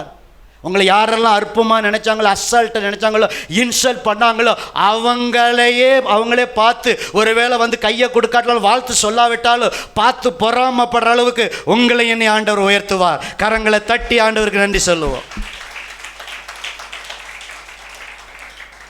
இதுதாங்க காரியம். அப்போ 4 காரியம், 3 காரியம். முதல்ல என்ன செய்யணும்? பரிசுத்தம், உங்கள் தடை நீங்க. 2வது உடன்படிக்கை பெட்டியில் உள்ள 3 அனுபவம். அது திரும்ப நான் சொல்லலை, ஏற்கனவே பிரசங்கம் பண்ணிட்டேன். அந்த அனுபவம் இருக்கணும். 4வது உங்கள் பிரச்சனைக்கு ஊழியக்காரர் வந்து என்ன செய்யணும்? நிற்கணும், ஜெபிக்கணும். அவங்களுக்கு அந்த பிரச்சனைனா எழுத்து பிரகாரம் போய் நின்னாங்க. இப்போ உங்களுக்கு ஒரு உடல்நல சரியில்லைன்னா ஊழியக்காரன் வந்து நின்று ஜெபிக்கணும், நீங்களும் ஜெபிக்கணும். அந்த பிரச்சனைக்காக வீட்டில் டெய்லி ஜெபிக்கணும். அப்போ தடைகள் விலகும்.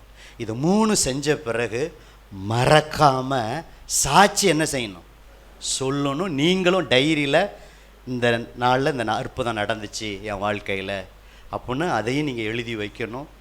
சாட்சி சொல்லணும். இங்கே சாட்சி சொன்னால் போதாது, நேரம் கிடைக்கும்போது, வாய்ப்பு கிடைக்கும்போது நீங்கள் எத்தனை முறை சாட்சி சொல்லியிருந்தாலும் போர் இல்லாமல் நீங்கள் என்ன செய்யணும்? சொல்லணும். இன்றைக்கி ஹாஸ்பிட்டலில் யாருக்காவது ஜெபிக்க போகும்போது படுத்த படுக்கையாக கடந்தால் தான் அவங்க கூப்பிடுவாங்க. சில நான் கூப்பிடாமல் என்ன செஞ்சிடுவேன்? போயிடுவேன். இன்னும் சொல்லப்போனால் கால் ஆக்சிடென்ட் ஆகி படுத்த படுக்கையாக கடந்தால் வாலண்டரியாக போய் நான் சொல்லுவேன், இப்படி தான் ஒரு காலத்தில் நான் படுத்த படுக்கையாக இருந்தேன், இப்போ நான் நடக்கிறேன், என்ன பாருங்கள், உங்களுக்கு செய்வார். ஜாம் பண்ணிட்டு வருவேன். செஞ்ச நன்மையை நம்ம மறக்கவே கூடாது. அதுதான் 3 நாள். யோசுவா 3 நாள். எத்தனை பேரோட ஆண்டவர் பேசுனார்? இந்த செய்தியின் மூலம் எத்தனை பேரோட ஆண்டவர் பேசுனார்? என்கிட்ட பேசினான்னு சொல்கிறவங்க மாத்திரம் எழுந்து நில்லுங்க, மற்றவங்க உட்காருங்க. நீங்கள் இன்னும் 1 மணி நேரம் உங்களுக்காக பிரசங்கம் பண்ணுறேன்.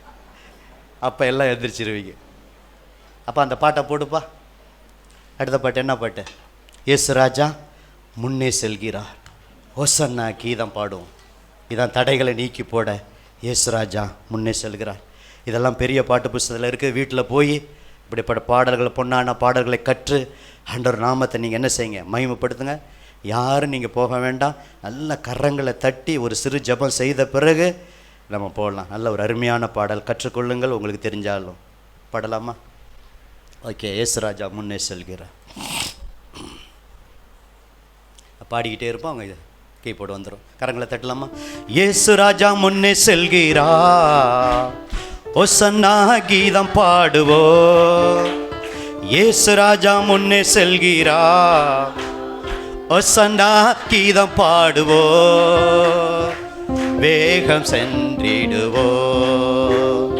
ஒசன்னா ஜெயமே, ஒசன்னா ஜெயமே, ஒசன்னா ஜெயம் நமக்கே என்றும், ஒசன்னா ஜெயம் நமக்கே. அல்லேலூயா துதி மகிமை என்றும், அல்லேலூயா துதி மகிமை, அல்லேலூயா துதி மகிமை என்றும், அல்லேலூயா துதி மகிமை. இயேசு ராஜா எங்கள் சொல்லுங்க, இயேசு ராஜா எங்கள் ராஜா என்றென்று போற்றிடுவோம். ஒசன்னா ஜெயமே, ஒசன்னா ஜெயமே, ஒசன்னா ஜெயம் நமக்கே என்றும், ஒசன்னா ஜெயம் நமக்கே. துன்பங்கள் சூழ்ந்து வந்தாலும், தொல்லை கஷ்டங்கள் தேடி வந்தால், நல்ல ஆவில நிரம்பி பாடுங்க.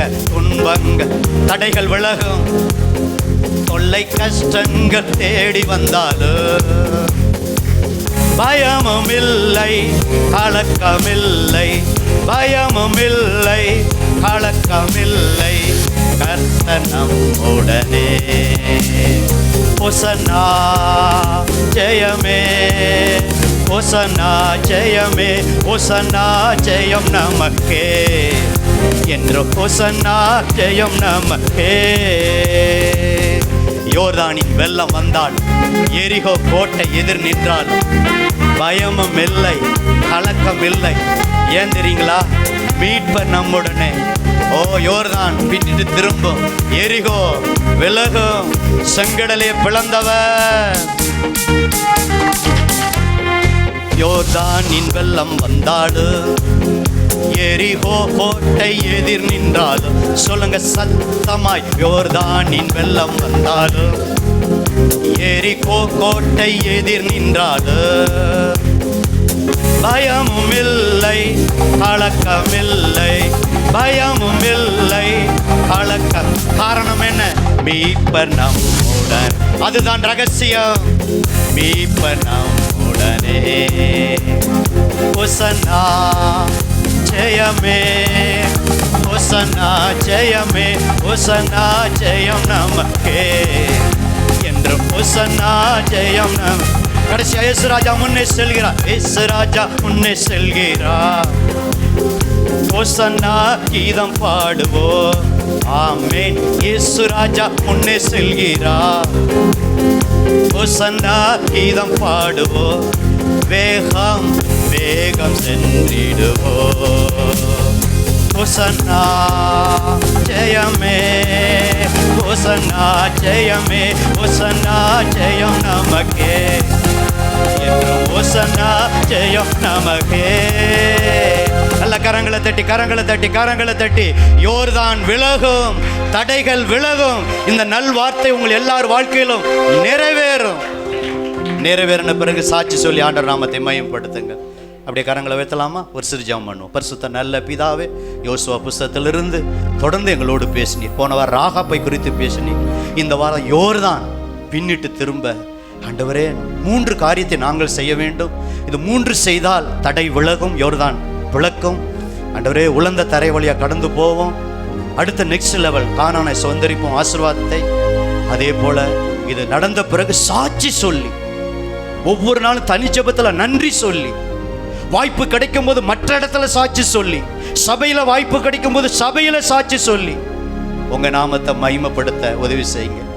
நின்ற இடத்துல 12 கற்கள், கில்காலில 12 கற்கள், 2 இடத்துல கற்களை நாட்டி அடுத்த ஜெனரேஷன் என்னன்னு கேட்டா அப்ப சாட்சி சொல்லி நாமத்தை மயப்படுத்தது போல நாங்களும் கடந்து வந்த பாதை ஊழியத்துல, குடும்பத்துல எங்களால் இயன்ற வரைக்கும் மற்றவர்களுக்கு அன்று ஜெபத்துல நன்றி சொல்வது மாத்திரமல்ல, மற்றவர்களுக்கு சொல்லி உமது நாமத்தை மையப்படுத்த உதவி செய்யும்.